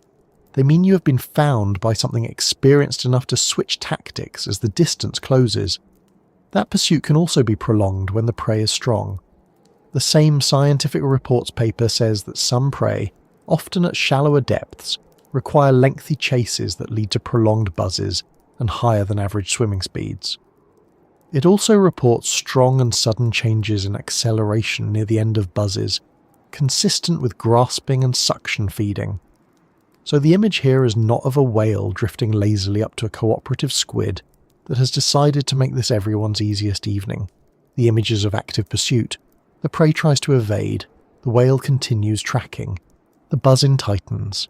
The final meters become a problem of motion, not mystery. That is why even large prey react early when they can. Waiting politely for more information is not a good strategy when the information source is already chasing you. And that, in a deeper sense, is what fleeing the clicks really means. It is not fear as an emotion in the human style. It is fear translated into behaviour before the contact happens. The giant squid's great advantage is that it lives in a place where seeing is hard, where bodies can disappear into dark water, where a long tentacle strike can happen before either side gets a lovely clear look at the other.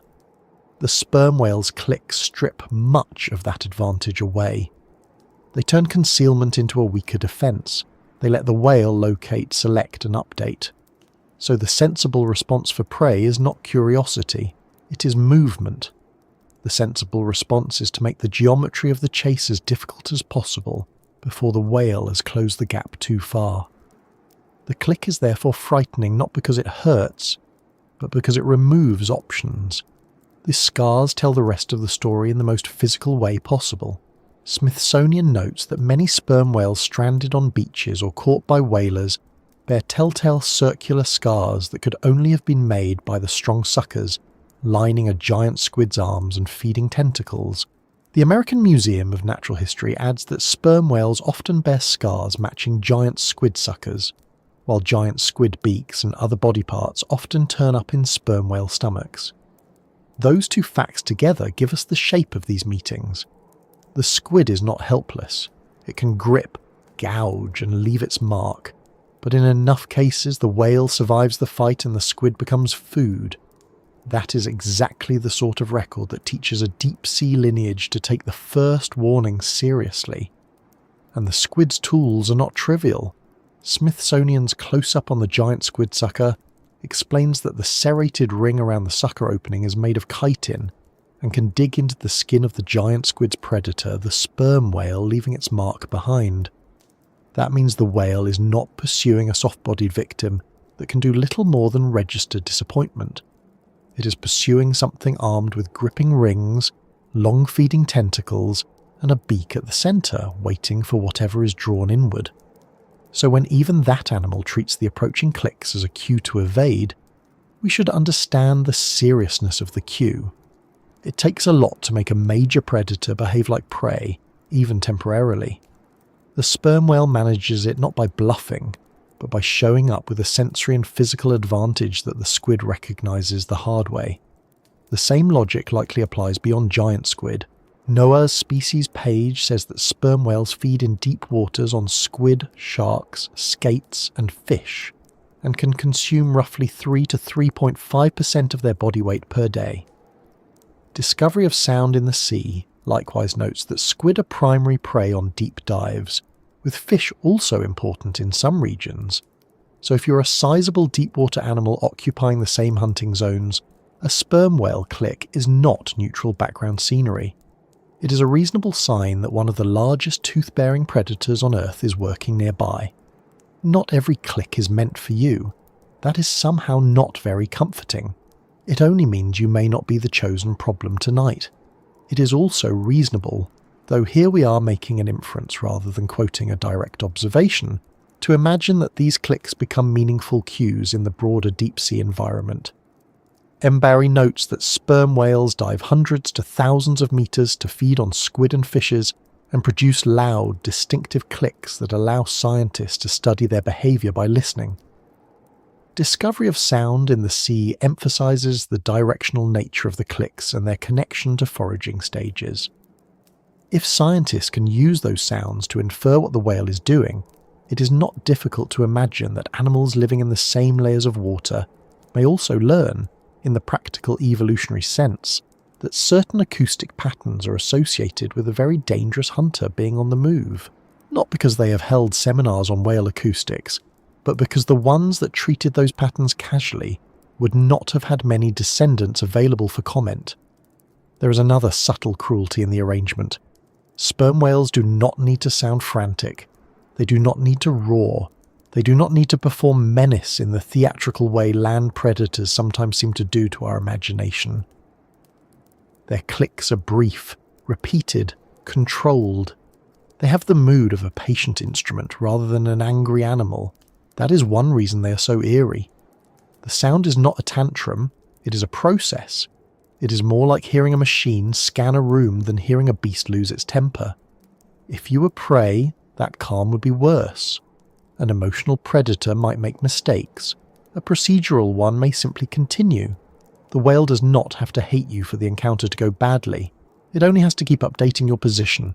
And of course, the prey is not always doomed the instant it detects the clicks. That would be too simple, and nature tends to be less tidy than that. Some squid probably evade, some chases probably fail. The scientific reports paper itself notes lengthy chases for stronger prey, which means the prey sometimes resists effectively enough to extend the contest. The scars on whales confirm real struggle. The giant squid's eyes suggest useful warning. All of that matters, but it does not cancel the larger pattern. The reason the clicks command respect is that they belong to an animal whose hunting system works often enough, efficiently enough, and over long enough evolutionary time that other large deep-sea predators have had to adapt around its existence.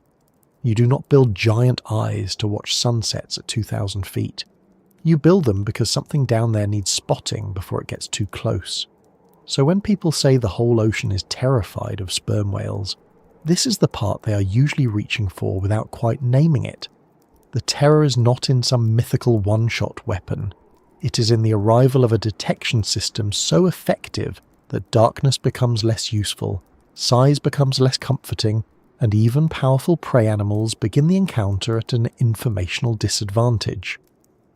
The whale does not need to win every chase for the clicks to matter. It only needs to be the sort of predator that makes the deep adjust its behaviour the moment those pulses start moving through the water. That is what apex authority looks like in the ocean. Not endless violence, but the ability to change other creatures' decisions before a single tooth is involved. In the end, even monsters flee the clicks for the same reason smaller prey do. Not because the sperm whale is magical, and not because the sound itself is some unbeatable weapon, but because the clicks are the opening move of a system that has already solved the deep.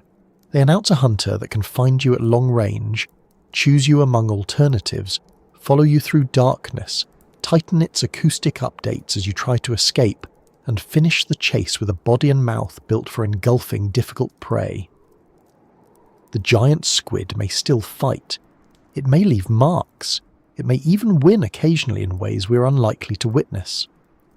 But when the clicks begin, it is no longer operating in a private kingdom. It is operating inside someone else's search field. And once you start hearing the clicks that way, not as background sound but as a kind of moving claim on the water itself, the next part becomes impossible to ignore, because the strangest thing about sperm whales is that the sea does not experience those sounds as explosions. It experiences them as a steady, controlled signal, almost restrained, almost polite, which is exactly what makes the ocean's loudest whisper so unsettling. The strangest thing about a sperm whale, once you've spent enough time with the facts, is that for all its size and all its power, it does not announce itself in the way our imagination expects. You might think a creature built like this would arrive with something theatrical, a roar perhaps, a booming underwater declaration that every fish for 3 postal districts should please vacate the area immediately. But a sperm whale is subtler than that, and somehow much more unnerving for it. Its clicks can reach source levels measured above 230 decibels or 1 micropascal, which researchers describe as the highest source levels of any animal, yet those sounds are delivered as brief, controlled pulses rather than as one long bellow. So the wail does not feel loud in the ordinary dramatic sense. It feels precise, it feels measured, it feels like a machine that already knows exactly what it is doing and sees no point in making a fuss about it. That is why the title fits so well. The ocean's loudest whisper is not really a contradiction once you get used to marine life's bad manners. On land, loudness and bluster often travel together. A large animal huffs, bellows, howls, stamps, or otherwise behaves as though volume itself is part of the strategy. The sperm whale takes another route. Its most important sounds are short directional clicks, with most of their energy concentrated between roughly 5 and 25 kHz, and those clicks are used in a highly organised way for echolocation. In social situations, the same species also produces codas, repeated patterns of clicks used for maintaining cohesion, attraction, competition, and other forms of social communication. So the whale's soundscape is not chaotic. It is structured. There are pulses for searching, pulses for closing in, and patterned sequences for being with one another. The result is an animal that can be acoustically overwhelming without ever sounding emotionally out of control, which is frankly a little unsettling if you prefer your predators at least somewhat rattled by their own ambitions. And then there is the texture of those social sounds. Discovery of Sound in the Sea notes that when sperm whales are resting or socializing near the surface, the codas can sound a bit like a loud human hand clap. I find that detail deeply useful because it keeps the whale from drifting into pure myth. It reminds us that these astonishing animals are not producing a soundtrack from a haunted cathedral. They are making clicks, rhythmic broadband clicks, grouped into patterns. That may not sound especially majestic on paper, but in practice it is exactly the kind of plain, practical mechanism nature loves best. It is also very much in keeping with the whale itself. Nothing is wasted on ornament. The body is purposeful, the head is purposeful, the sounds are purposeful. Even when sperm whales are simply floating together and exchanging codas, there is still that sense that everything has been stripped down to what works. A hand clap in the deep, repeated with intention, can carry a surprising amount of meaning when everyone involved has spent millions of years learning how to listen. The remarkable part is how much restraint sits alongside that capacity for raw, acoustic force. Researchers writing in the Journal of Experimental Biology point out that sperm whale echolocation clicks can exceed 230 decibels, Ru 1 micropascal RMS, but the codas they measured had apparent source levels around 161 plus or minus 10 decibels, Ru 1 micropascal RMS. The paper also notes that based on these measurements, the active space of codas is on the order of about 4 kilometres, far smaller than the ranges achieved by the very low-frequency songs of some baleen whales. In other words, the whale is fully capable of making extraordinarily powerful sounds, yet in social life it often does not. It dials things down, it uses lower-level, nearby communications suited to a close audience. That is where the whisper part becomes more than a poetic flourish. It is not whispering because it lacks power. It is whispering because it does not need to shout to the entire ocean every time it wants to speak to family. That choice appears to be sensible for several reasons. The same Journal of Experimental Biology paper argues that coda source levels are not limited by the mechanics of sound production, but rather are likely selected for nearby communication. The authors note that extremely loud omnidirectional codas could expose nearby whales to unpleasantly high levels during close social interactions, and they also suggest it may be disadvantageous to loudly advertise the position of a social unit with calves near the surface to eavesdropping predators such as killer whales. There is a lovely irony there. The animal so feared in one part of the sea is still cautious in another. The whale that can turn the dark into an acoustic search field does not simply spray maximum sound in every direction at all times. It saves the full force for the job that requires it. Around companions, especially near the surface, it behaves with the kind of measured discretion that makes it feel less like a brute and more like a very experienced citizen of the ocean who knows the value of speaking clearly without causing a scene. And this is where the emotional texture of the animal starts to change. Up to now, the sperm whale has seemed like a hunter first, and fair enough, because that is the side of it that leaves squid missing, and scientists respectfully impressed.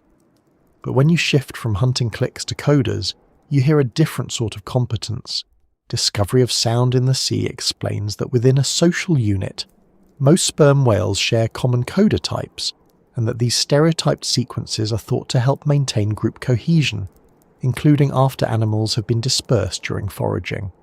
So the same species that descends into black water with the most powerful biosonar system known is also returning to a family network held together by patterned sound. The ocean's loudest whisper, then, is not only eerie, it is domestic. It is the sound of a giant predator checking back in with its own kind. It is a way of saying, in whatever sperm whale terms apply, that I am here, you are here, and the group is still the group. That might seem less dramatic than the hunt, but it may actually be more revealing. Predators are easy to dramatize. Families are harder because family life depends on repetition, timing, and all the unglamorous things that keep a society working when no one is trying to eat anyone else. The coders suggest exactly that kind of order. They are not random clicks scattered into the water like dropped cutlery. They are patterned. Their timing matters. Discovery of sound in the sea notes that what makes each coder distinctive is the temporal pattern of the clicks. And the Journal of Experimental Biology paper adds that the pulse structure of sperm whale clicks has been used to discriminate individuals of different sizes in recordings, with the possibility that whales may also use features such as interpulse intervals to identify one another. That gives the sound a quiet richness. The listener is not simply hearing noise, it may be hearing identity, affiliation, perhaps even the subtle acoustic signatures of familiar bodies. Once again, the whale feels less like a monster and more like a civilization drifting just under the surface, conversing in a language made of impacts and intervals. It also explains why sperm whales can seem so calm at the surface without being remotely soft. Their calm is not emptiness, it is coordination. A whale resting or socializing near the top of the water is still participating in a highly acoustic life, just not the same acoustic life it uses in the deep hunt. The 2024 paper points out that sperm whales are unusual among toothed whales, in using one highly specialized phonic lip pair to emit clicks for both echolocation and communication. That means the same underlying sound production system serves two very different moods of existence. One is the long-range, directional, prey-finding business of deep foraging. The other is the close-range business of staying socially connected. Same animal, same vast head, same astonishing machinery, but different intent. The whale does not need a second voice for tenderness, it simply uses the first one more carefully. That duality is what makes the species feel so complete. Many animals are impressive in one mode. They run well, strike well, sing well, migrate well. Sperm whales seem to have built a life around sound in nearly every important direction. Sound finds food. Sound organizes the group. Sound bridges distance. Sound works in darkness. Sound works at the surface. Sound works in tension and in calm. Discovery of sound in the sea notes that these whales are deep divers, descending as deep as about 1,000 meters and holding their breath for up to 90 minutes, while also using coders during social behavior. So from the open black below to the floating social world above, the whale is threading much of its life together with clicks. That is the part people often miss when they focus only on size. The sperm whale is not just physically large, it is acoustically large. Its life extends outward in pulses, and the ocean answers back. In a way that makes the animal feel even more strange than the raw decibel numbers do. A peak number is impressive, certainly. Higher source levels of any animal is the sort of phrase that gets attention, and rightly so. But numbers alone do not tell you what it feels like to imagine the sea inhabited by a creature that can choose when to turn power into precision and when to turn precision into intimacy. The same head that can send out extraordinarily intense echolocation clicks in the hunt can also produce lower-level coders intended for nearby companions. The same species that makes the deep sea less private for squid can gather in social units and exchange patterned clicks not to dominate, but to remain together. That is why the sound feels like a whisper despite its force. It is not the length or drama of the signal that defines it. It is the control. A whisper, after all, is not merely quiet speech. It is speech brought deliberately close. And there is something else rather lovely about the fact that coders are comparatively limited in range. The Journal of Experimental Biology paper estimates an active space on the order of a few kilometres, not the hundreds or thousands associated with the great long-distance songs of some baleen whales. That suggests a form of communication aimed at the local world, not the whole basin, not the whole migration route, just the nearby whales who matter right now. There is a tenderness in that, even if one must be careful not to drape too much human sentiment over a species that would also quite happily eat a large squid before supper. Still, it is difficult not to hear a kind of practical affection in the design. The whales do not need to broadcast endlessly. They need to keep the group stitched together across a useful distance, in the waters they share, through the hours between dives. The sound is strong enough to work, modest enough to suit the audience, and patterned enough to carry more than simple location. That is an elegant system, and elegance in nature often looks plain at first. Even the contrast with the terminal buzz of a hunt sharpens this feeling. In the scientific report study, sperm whales reduced inter-click intervals and dropped estimated source levels by 1 to 2 orders of magnitude during the terminal buzz phase, using high-frequency, lower-amplitude clicks for precise tracking in the last stages of capture. So when the whale closes in on prey, it becomes quieter in one sense, not louder. The sound grows more rapid and more informative, not more theatrical. That same principle of acoustic discipline shows up again at the surface in coders. The whale does not perform volume for its own sake, it uses what the moment requires. A hunt calls for one sort of sequence, a family at rest calls for another. If there is a lesson in that, it may simply be that the sperm whale is one of those animals that makes nature look less wild in the chaotic sense, and more exacting in the professional one. Every click has a job. This is also why the ocean's loudest whisper can feel so much more unsettling than a roar would. A roar would be emotional, broad, obvious. You could interpret it as threat and be done with it. A controlled series of clicks is different. It implies attention.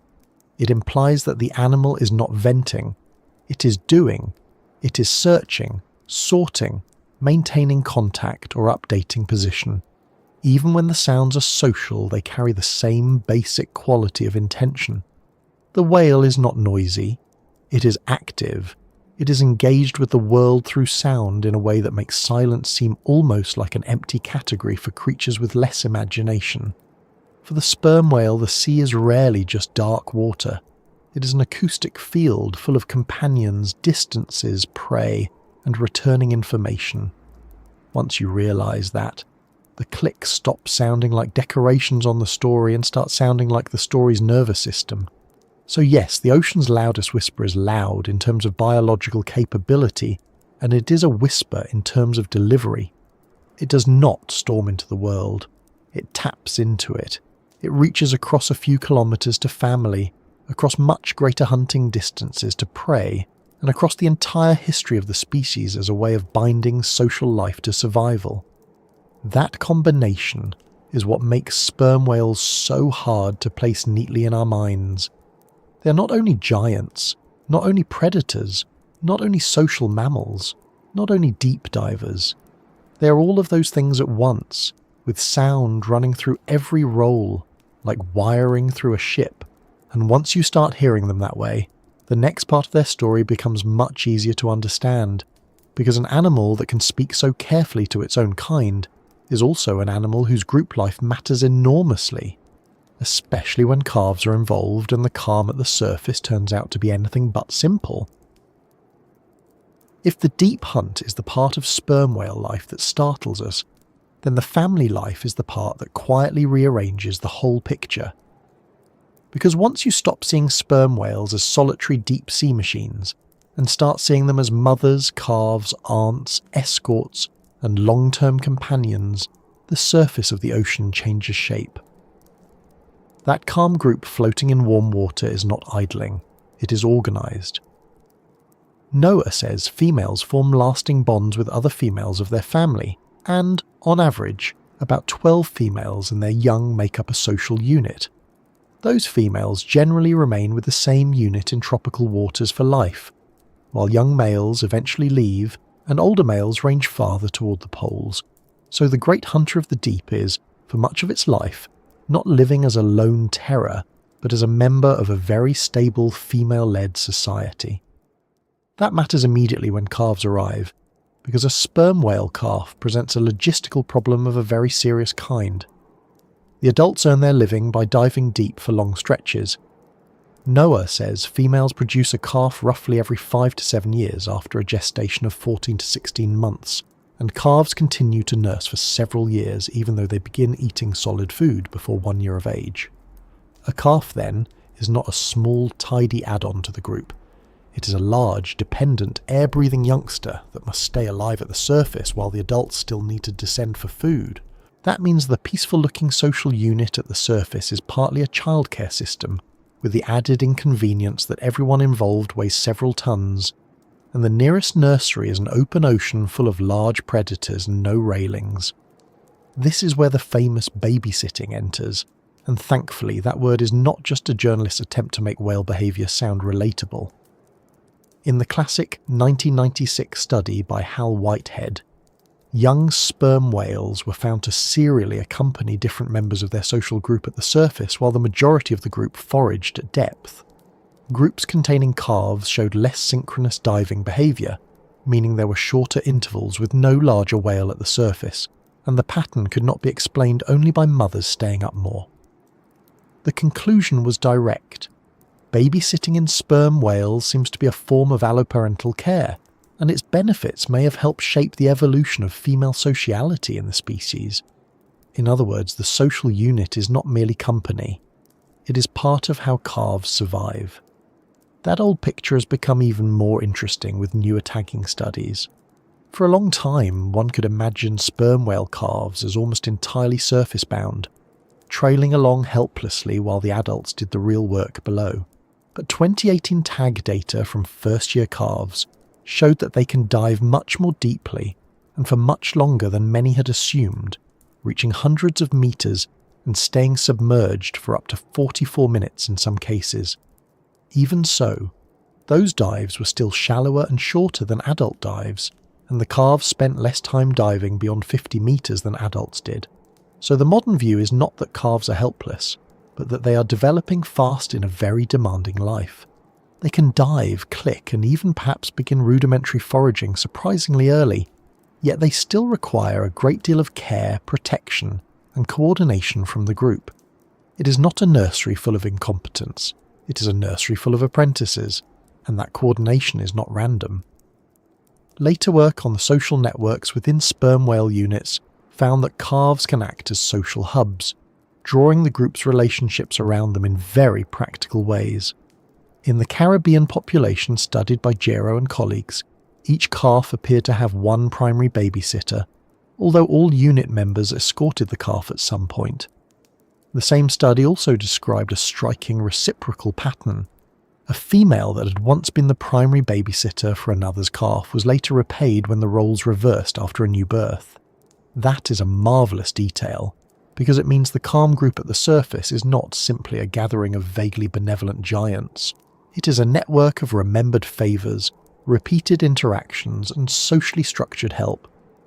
Whale family life, in other words, contains enough bookkeeping to make a village grandmother nod in approval. Kinship seems to matter as well, though not in an overly tidy, one rule explains everything way. A 2019 study combining behavioural data with genetic profiles across Eastern Caribbean social units found that babysitting and allonursing were frequent in some cases, especially for calves less than a year old. Babysitting rates within social units were correlated with relatedness, and allonurses were, on average, more closely related to the calves they nursed than non-nursing females available in the group. At the same time, the authors noted that kinship was not the whole story, because reciprocity, group augmentation, and the gaining of maternal experience also likely influence allocare. This is one of the reasons sperm whale social life feels so substantial. It is not based on one simple instinct. It appears to be built from multiple overlapping motivations that all point in the same direction. Calves are everyone's business, though not equally and not carelessly. The nursing side of that care has become more concrete in recent years. A 2023 study reported direct evidence of allosuckling in a sperm whale social unit. The authors described nurses helping calves swim, breathe, and interact socially, and documented calves suckling from non-mother females. 8 of the 10 allonursing events they analysed involved the same 2 adult females, both apparently lactating despite not being seen with their own calves since 2011. One especially striking case involved a grandmother nursing her grandcalf after the loss of her own calf the year before. One should be careful not to make this sound softer than it is. This is not a sentimental postcard. It is a hard-working social system in which milk, supervision, and protection can move through the unit in ways that help young animals survive. But still, there is something quietly moving about the fact that one of the ocean's most formidable hunters also lives in groups where another adult may literally help feed your child. Once you know that, the surface calm begins to look less like rest and more like a relay. One adult is near the calf, another is preparing to dive, another is surfacing from depth. Someone is available, someone is recovering, someone is feeding, someone is keeping the youngest body in the group from being left alone too long in open water. The 1996 babysitting study found that first-year calves were less likely to be seen alone at the surface than larger whales, and that groups with calves arranged their dive timings so there were shorter gaps with no larger whale present. The 2018 calf tagging work adds that young calves often began and ended deep dives in the immediate company of adults. So even when the whales look relaxed, there is often a practical choreography running underneath the stillness. The giants are calm because the system is working. Sound threads through that system as well. Smithsonian notes that sperm whales use group-specific coders during socialization, and that mothers are thought to pass coder dialects to their young across generations. Earlier work on vocal clans found that the coder repertoires of long-term female social units can be grouped into clans spanning thousands of kilometers, with units associating preferentially with other units of their own clan. That is an extraordinary thing to remember while picturing a quiet pod at the surface. They are not only kin groups, they're also part of a cultural system. The calves are not just being kept alive, they are being brought into a patterned society with recognisable sounds, recurring companions, and traditions of association that outlast any single dive.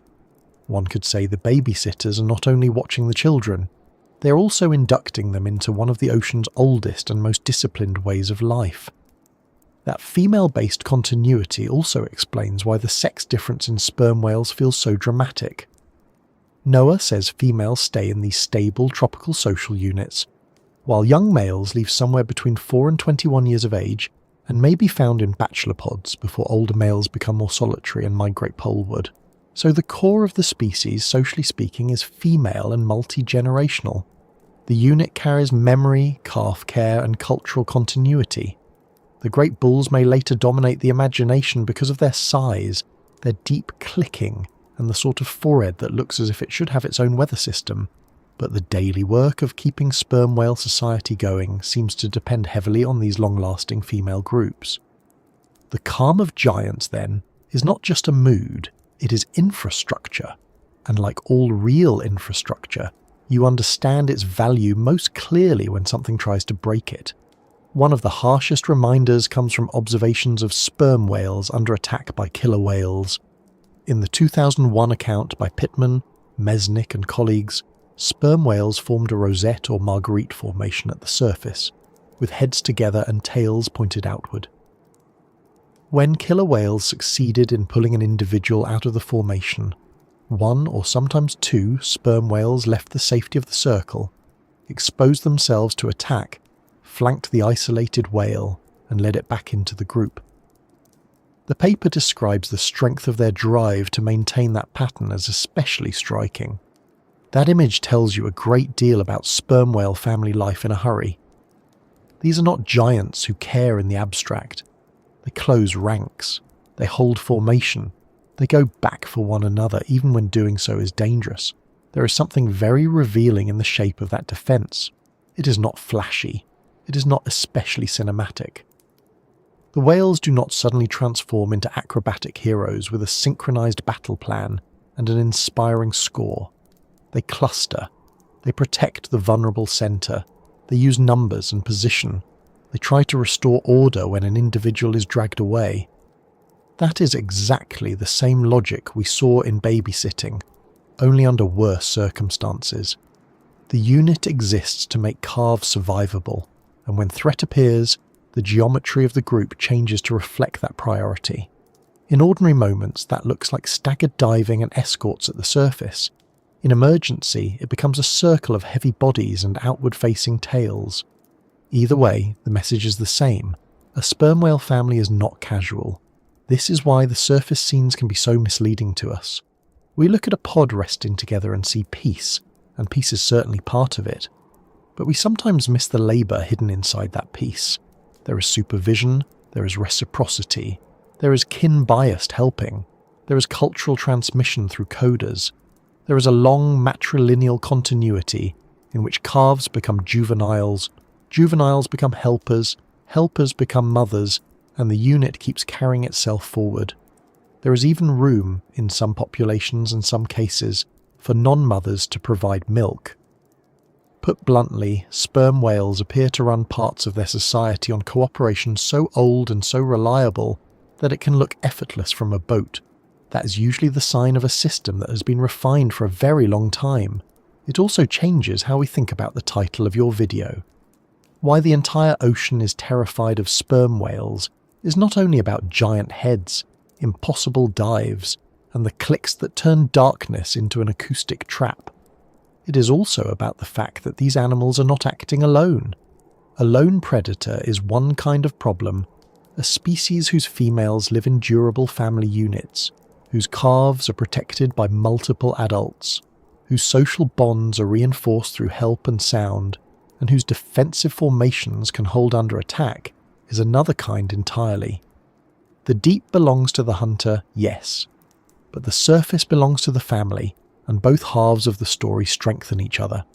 A calf raised inside that order is not just surviving childhood, it is being prepared to enter the same vast, demanding world with every advantage the group can provide. So the calm of giants is real, but it is not emptiness, softness, or a break from seriousness. It is what competence looks like when it has become social. It is the sea version of a household that functions so well you barely notice the rules until a crisis reveals them. One whale watches the calf, another dives, another returns.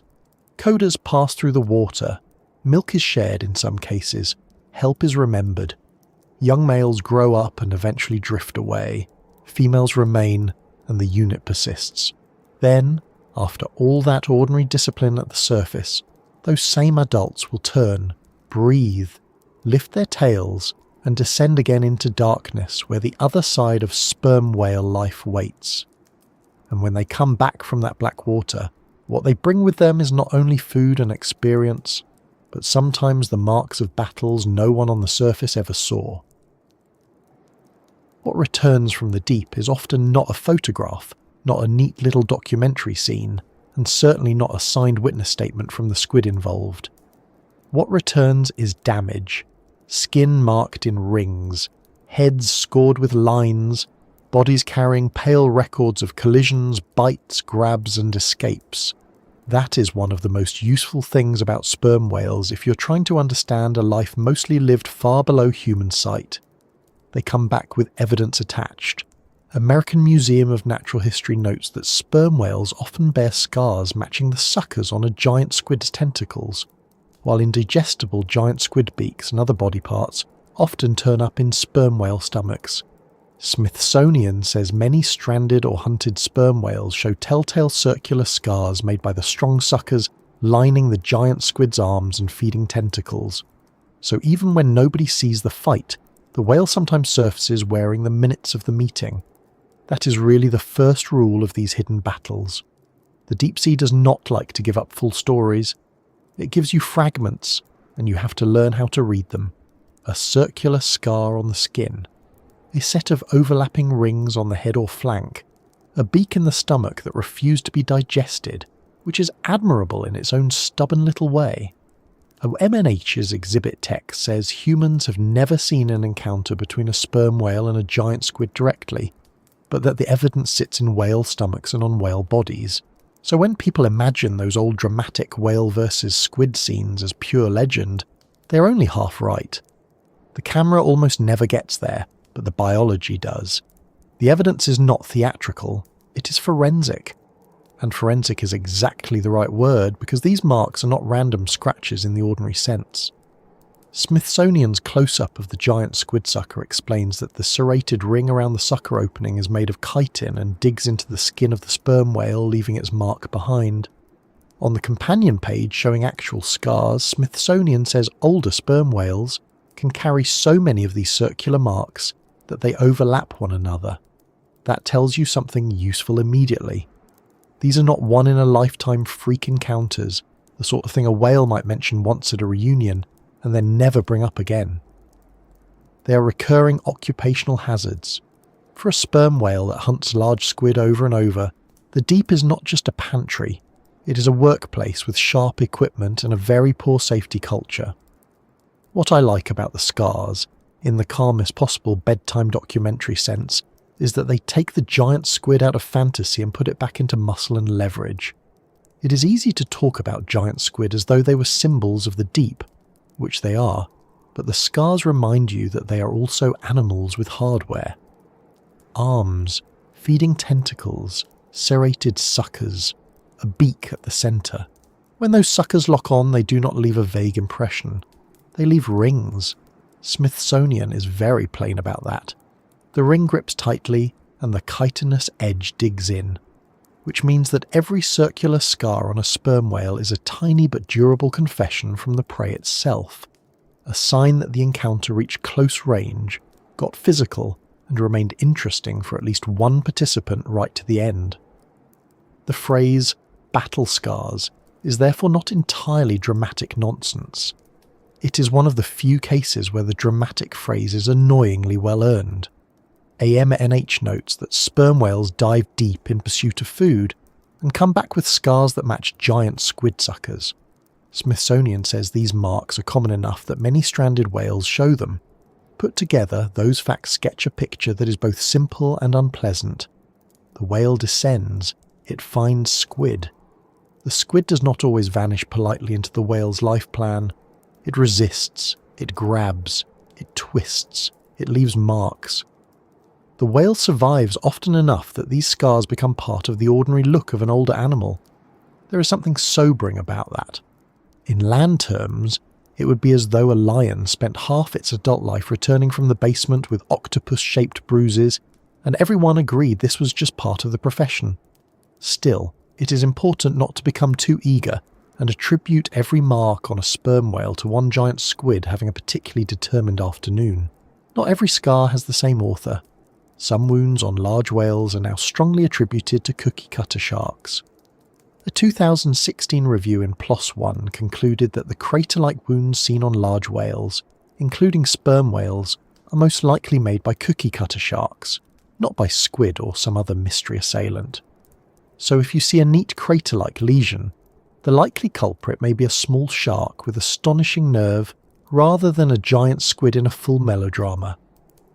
That matters because sperm whales carry several stories on the same body, and reading them properly means not assigning every line to the loudest legend in the room.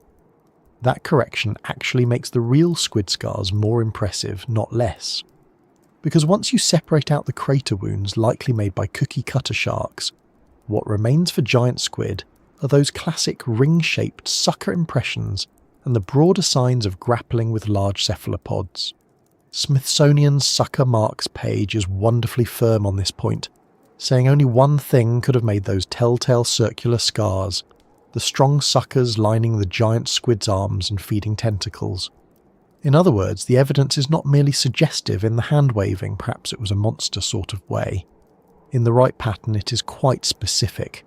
The squid leaves a signature, the whale carries it. The deep sends one more report to the surface on wrinkled skin, and of course the skin is only half the archive. The stomach is the other half, and it is in many ways even less sentimental. AMNH says the indigestible beaks and other body parts of giant squid often turn up in sperm whale stomachs. Their 2013 exhibit article makes the same point, noting that giant squid body parts in whale stomachs are part of the evidence for these unseen encounters. The giant squid can scar the whale, yes, but the whale also eats the squid often enough for the hard remains to become one of the oldest clues we have. There is a grim efficiency to that arrangement. The whale does not return with a trophy in the usual sense. It returns having absorbed nearly everything except the pieces too stubborn to dissolve. That is one reason sperm whales have shaped so much of what humans know about giant squid in the first place. Before people had photographs of live giant squid in their own world, they had beaks from whale stomachs and scars on whale skin. The predator was, in effect, collecting field samples from a habitat people could not enter and delivering them upward in an untidy but scientifically helpful condition. It is a strange dependency. Much of our knowledge of one deep-sea giant came through the digestive and dermatological evidence supplied by another. The ocean, as usual, saw no reason to make this process graceful. But the skin tells more than one story, and this is where the whale becomes even more interesting. Some scars are from prey, some are from rivals. Search results summarised in the 2023 Springer chapter on sperm whale reproductive strategies note that males sometimes bear parallel tooth scars, presumably acquired during fights with other individuals, and that these scars are more frequent among larger males than younger ones.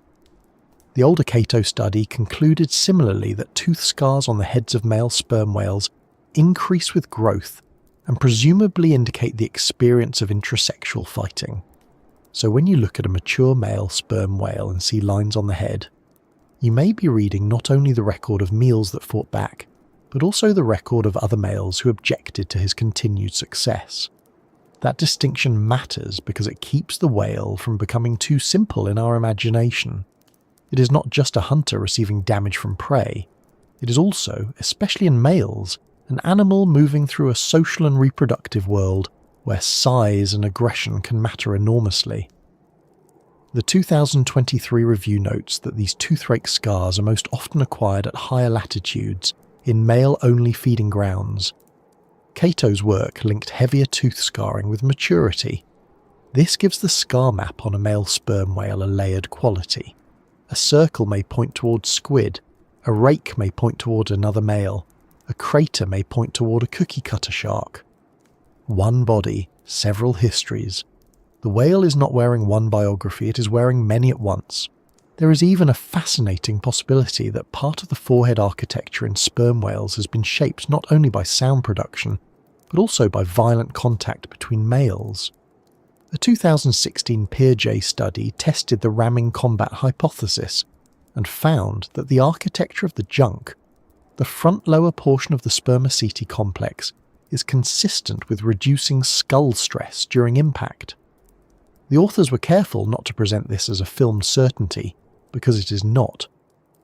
But they concluded that the structure is consistent with a role in male-male ramming combat, and they noted that significant scarring in mature males is often found on the rostral portion of the junk rather than on the spermaceti organ itself. That is a wonderfully specific detail. Even the scars seem to suggest that if males do ram, they are trying not to damage the more delicate sound-producing structures while doing it, which is, in its way, surprisingly professional of them. So when a sperm whale surface is scarred, one should resist the temptation to assign all nobility to one cause. Some wounds were earned hunting, some may have been earned competing, some came from opportunists much smaller than the whale itself. Yet even with that caution, the giant squid remains one of the most dramatic and best supported contributors to the whale's visible history. Smithsonian sucker mark pages are explicit. AMNH's exhibit text is explicit. Sperm whales often bear matching scars, and giant squid remains often appear inside them. The conclusion does not require a dramatic narrator leaning too far over the microphone. These whales spend their lives engaging prey that can and does fight back at close quarters. And because those encounters happen in the deep, the scars at the surface have a peculiar emotional force. We are seeing the aftermath of something we are not built to witness directly. No diver is simply going down there to take notes at 6,000 feet, while a sperm whale and a giant squid settle a disagreement. A MNH states plainly that no humans have ever seen such an encounter. So every scar on the whale's skin has the effect of a black box recording retrieved after the event. It tells you there was contact. It tells you there was force. It tells you the squid got hold at least once. It tells you the whale came back. But it does not show the exact choreography of the struggle. That remains below, in the part of the sea where pressure is high, vision is poor and explanations are not given freely. The age pattern of the scars adds to that feeling. Smithsonian notes that older sperm whales may have so many giant squid sucker scars that they overlap. That gives the animal a cumulative look, as if age in a sperm whale is measured not only in years, but in repeated contact with difficult prey. On land, we often imagine older predators as scarred because they have survived many contests. The same seems true here, except the contests happen in darkness and involve arms, tentacles, serrated rings, and a beak one would rather meet only in a museum display. The whale grows older, and the skin becomes a layered document of all the times dinner objected. There is also something worth saying about the emotional mistake humans make when we see scars. We often read them as proof of recklessness, as though a scarred animal must be unlucky or excessive or somehow unable to avoid trouble. In the sperm whale, scars may mean almost the opposite. They may signal competence in a hard profession. The whale goes repeatedly into a habitat where large squid live. It captures enough of them to leave beaks in the stomach. It survives enough close-range struggles to accumulate the marks. It returns, heals, and dives again. That is not clumsiness.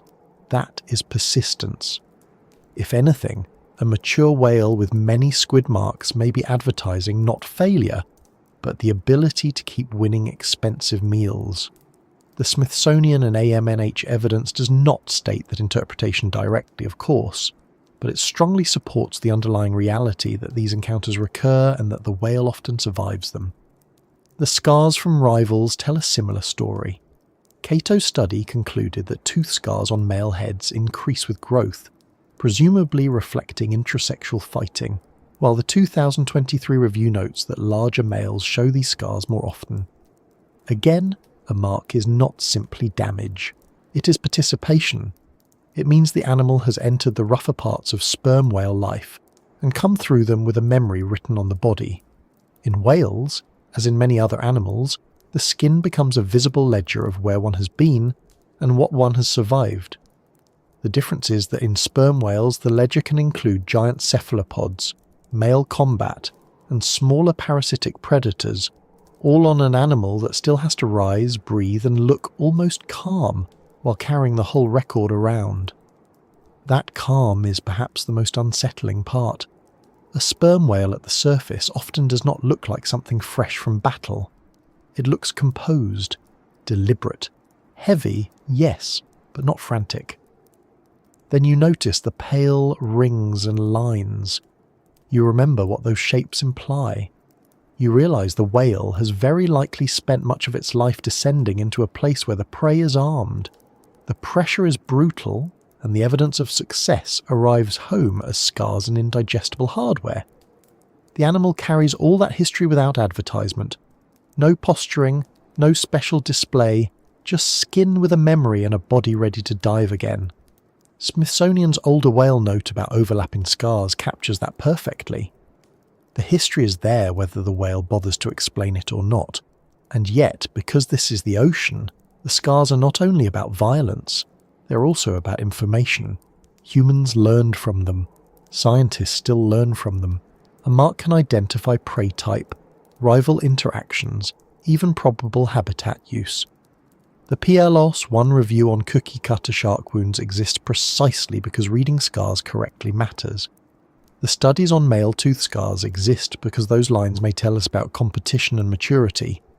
The giant squid scar pages exist because those rings are evidence of predation in a world where predation is hard to watch directly. In a habitat that hides most of the action, skin becomes data. The whale does not merely survive encounters, it brings back field notes on the body.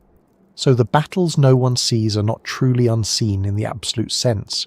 They are reconstructed. They are inferred from circles, rakes, beaks, tissues and patterns. The ocean refuses us the spectacle, then quietly hands us the proof. A sperm whale body tells you that giant squid are not myths, that prey can wound the predator, that mature males may fight one another, that smaller sharks can leave their own peculiar signatures, and that deep water life is full of close-range consequences. The scars are not decorative. They are evidence that this giant's life is not all smooth gliding and clean sonar. It is impact, resistance, pursuit and survival, recorded one pale mark at a time. And once enough of those marks accumulate, not just on whales, but in the stories humans gather from them, a broader lesson starts to form. Sharks leave one kind of wound, squid leave another, rival males leave another still. Sailors, whalers, museum workers and scientists all end up learning the same thing from different pieces of evidence. This is an animal that does not merely visit danger, but works inside it so routinely that danger becomes visible only afterward, when the whale surfaces and the skin begins to speak.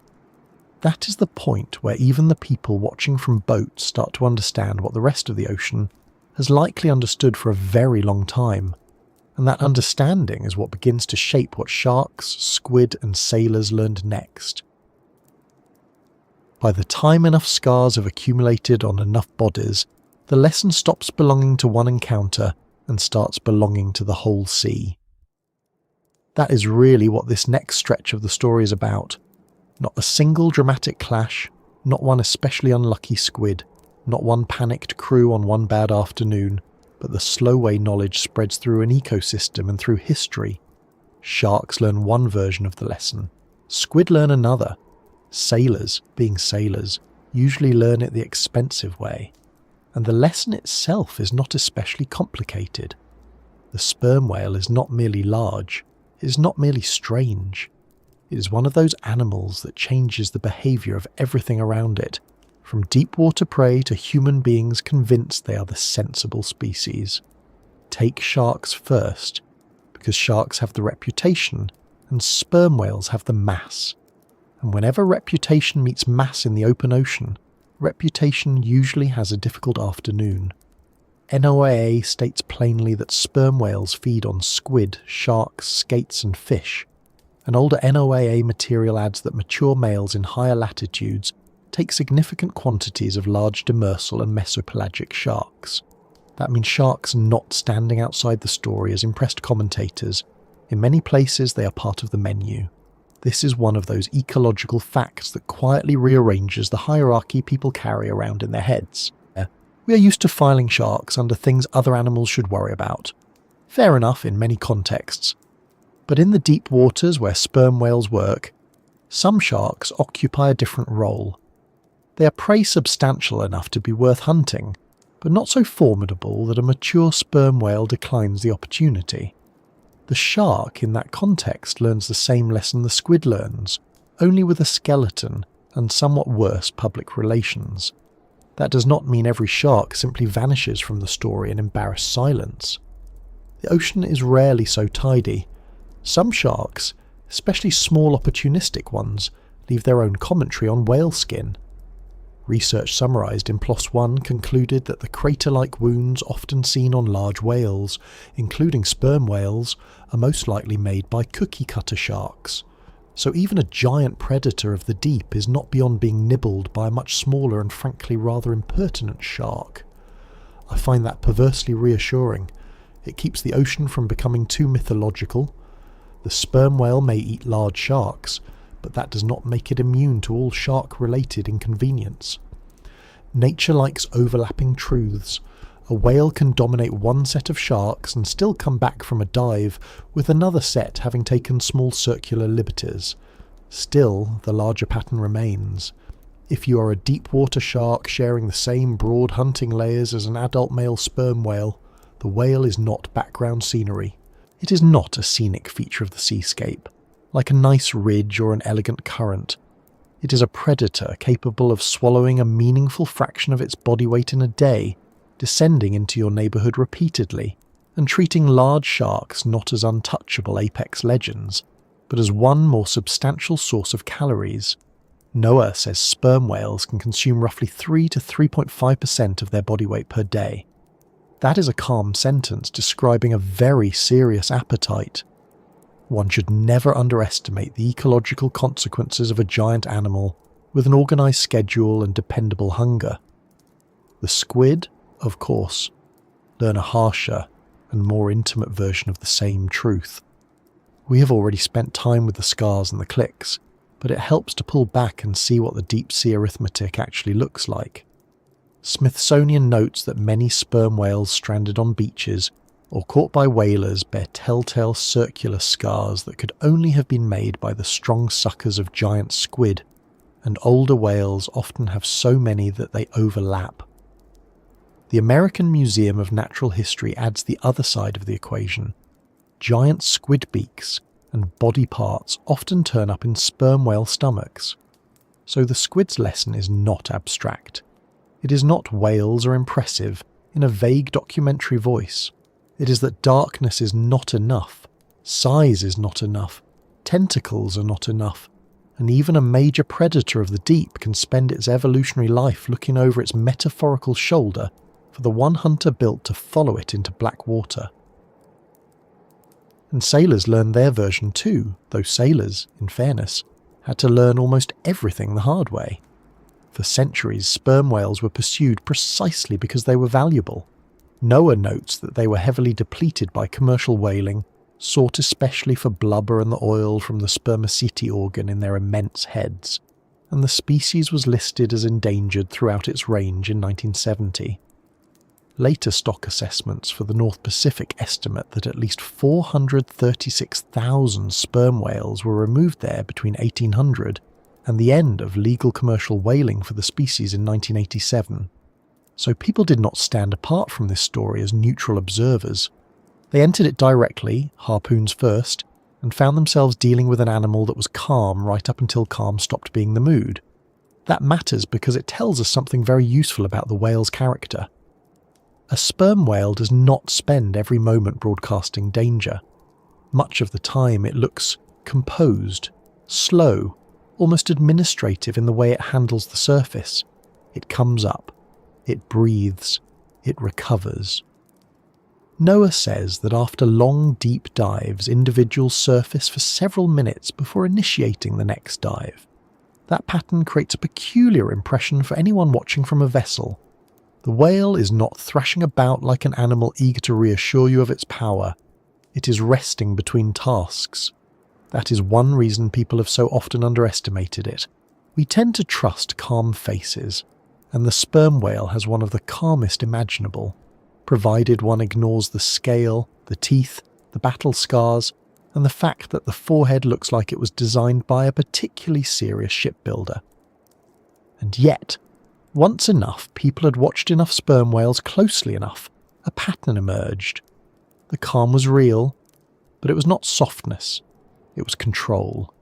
The whale that floated quietly at the top was also the whale that could leave that quiet surface, descend thousands of feet, and work through darkness by sound.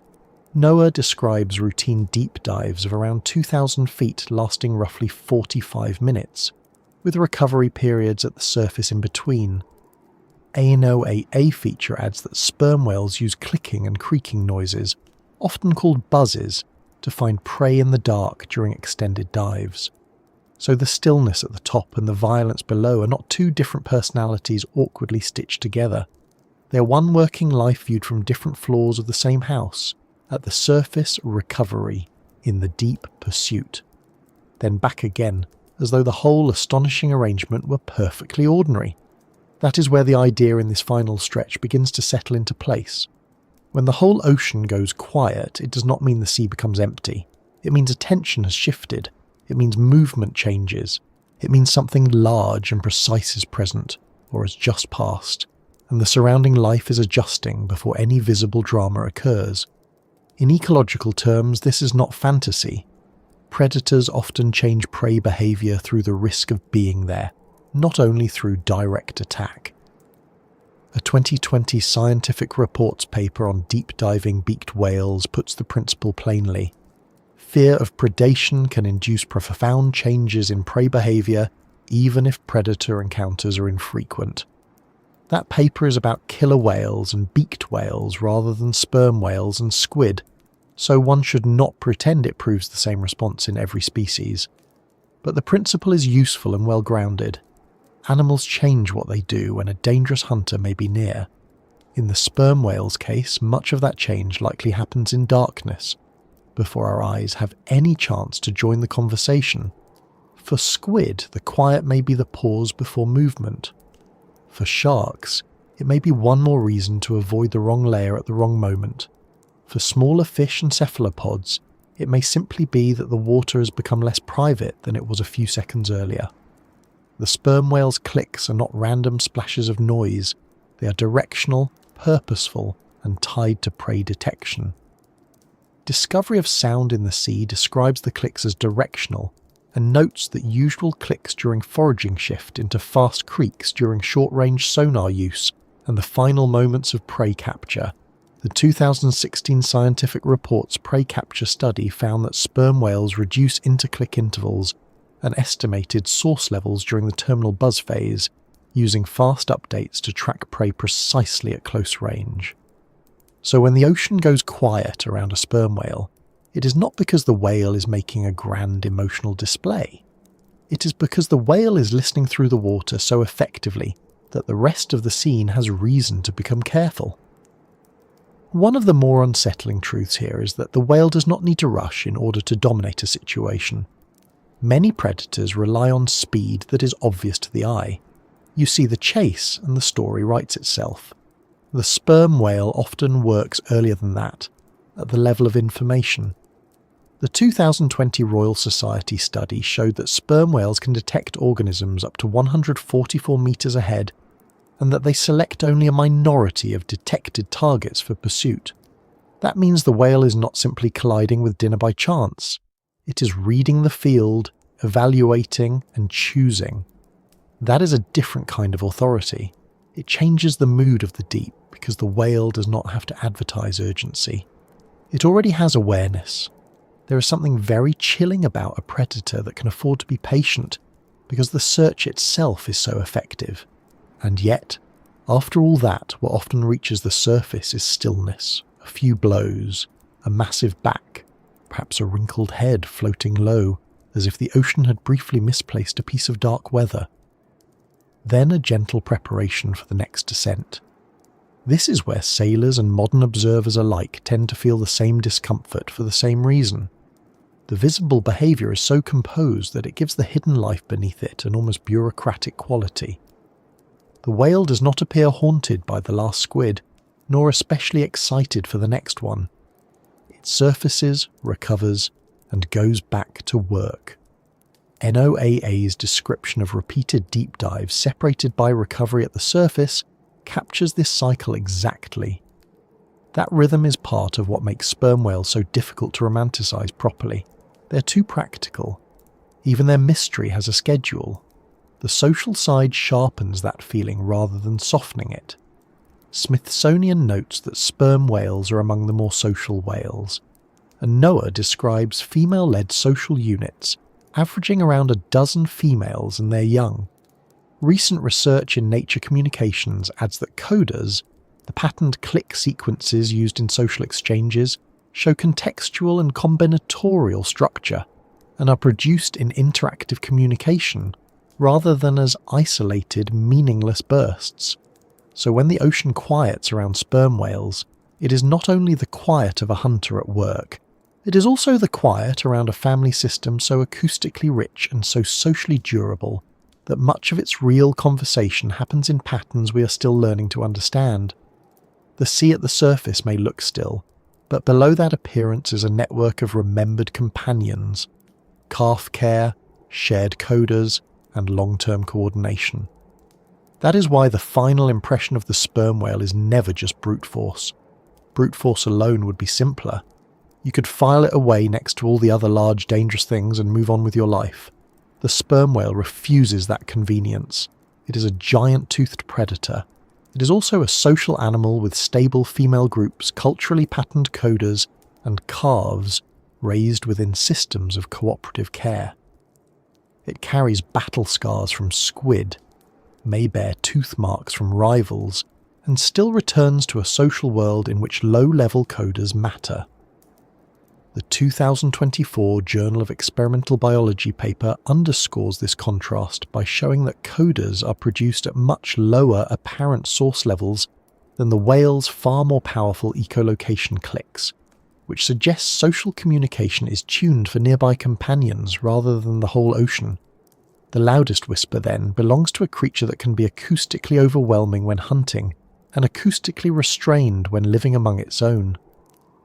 There is a kind of seriousness in that restraint that keeps coming back the longer you sit with this animal. It does not waste motion. It does not waste sound. It does not waste time. A hunt is handled one way, a family exchange another, a surface recovery another still. Even the visible battles are mostly reported after the fact by scars and beaks rather than by spectacle. Smithsonian notes that giant squid beaks and other undigested parts are found in sperm whale stomachs, and that sucker scars on sperm whales show the squid fights back. That is a very concise summary of a violent hidden world. The whale eats the squid leaves marks, the sea keeps the larger details to itself. Quiet at the surface, evidence afterward, then on with the day.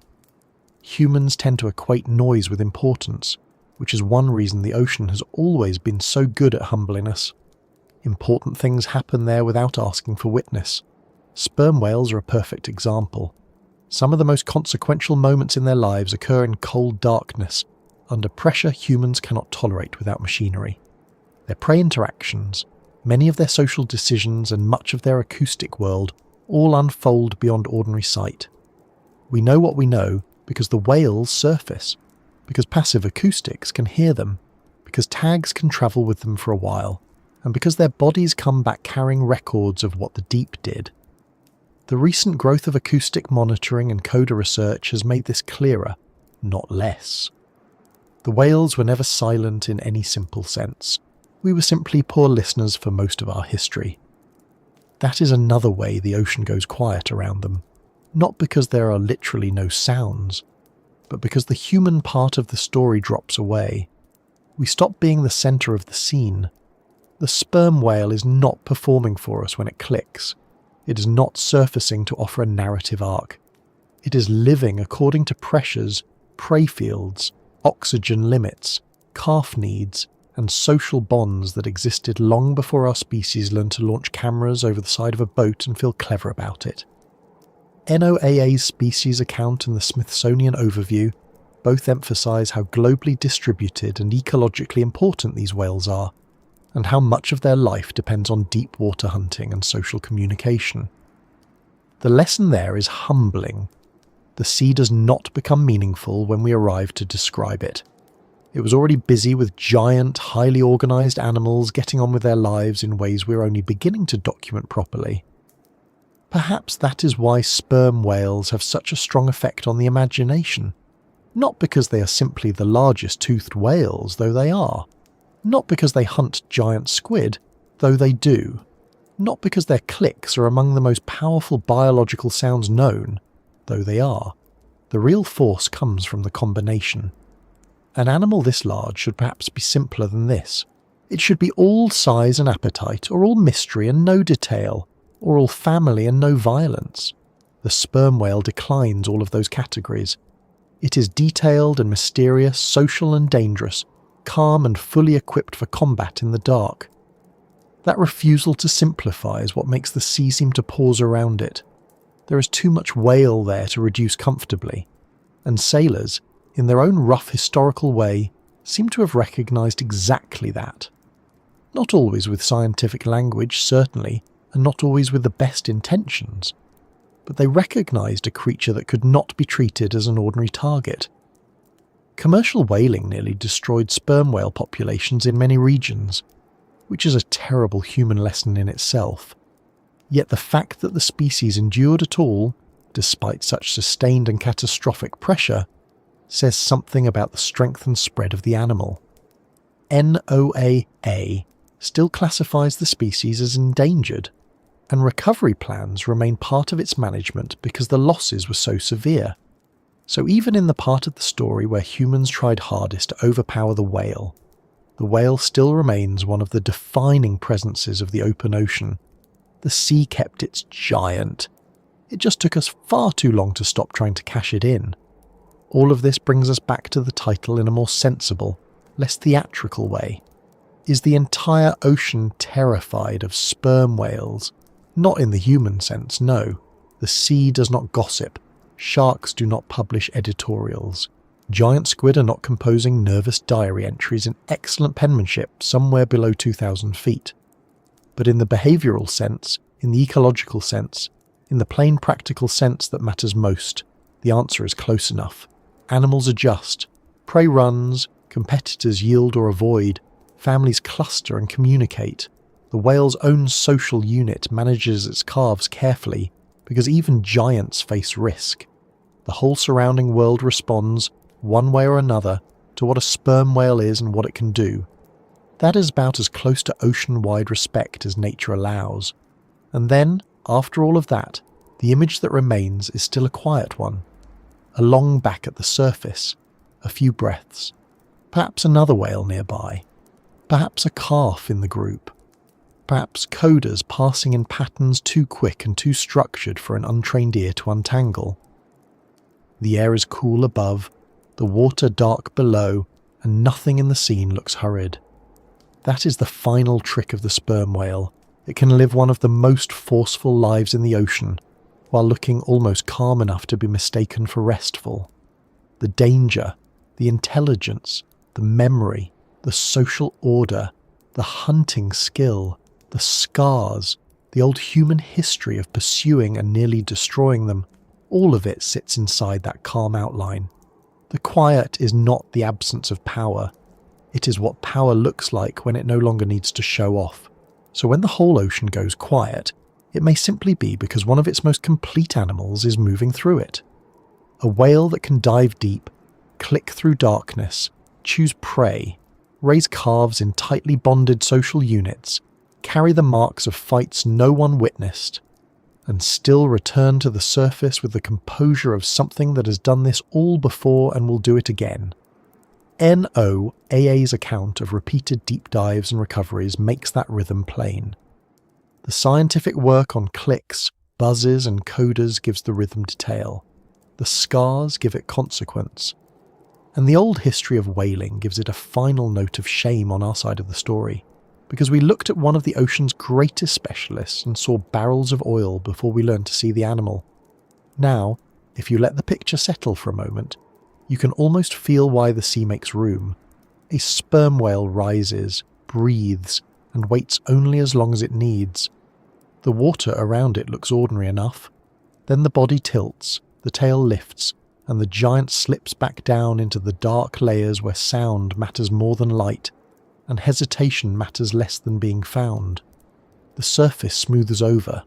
The evidence disappears with the animal. Somewhere below, clicks begin again, steady and controlled, and the part of the ocean that can hear them starts making its own quiet decisions.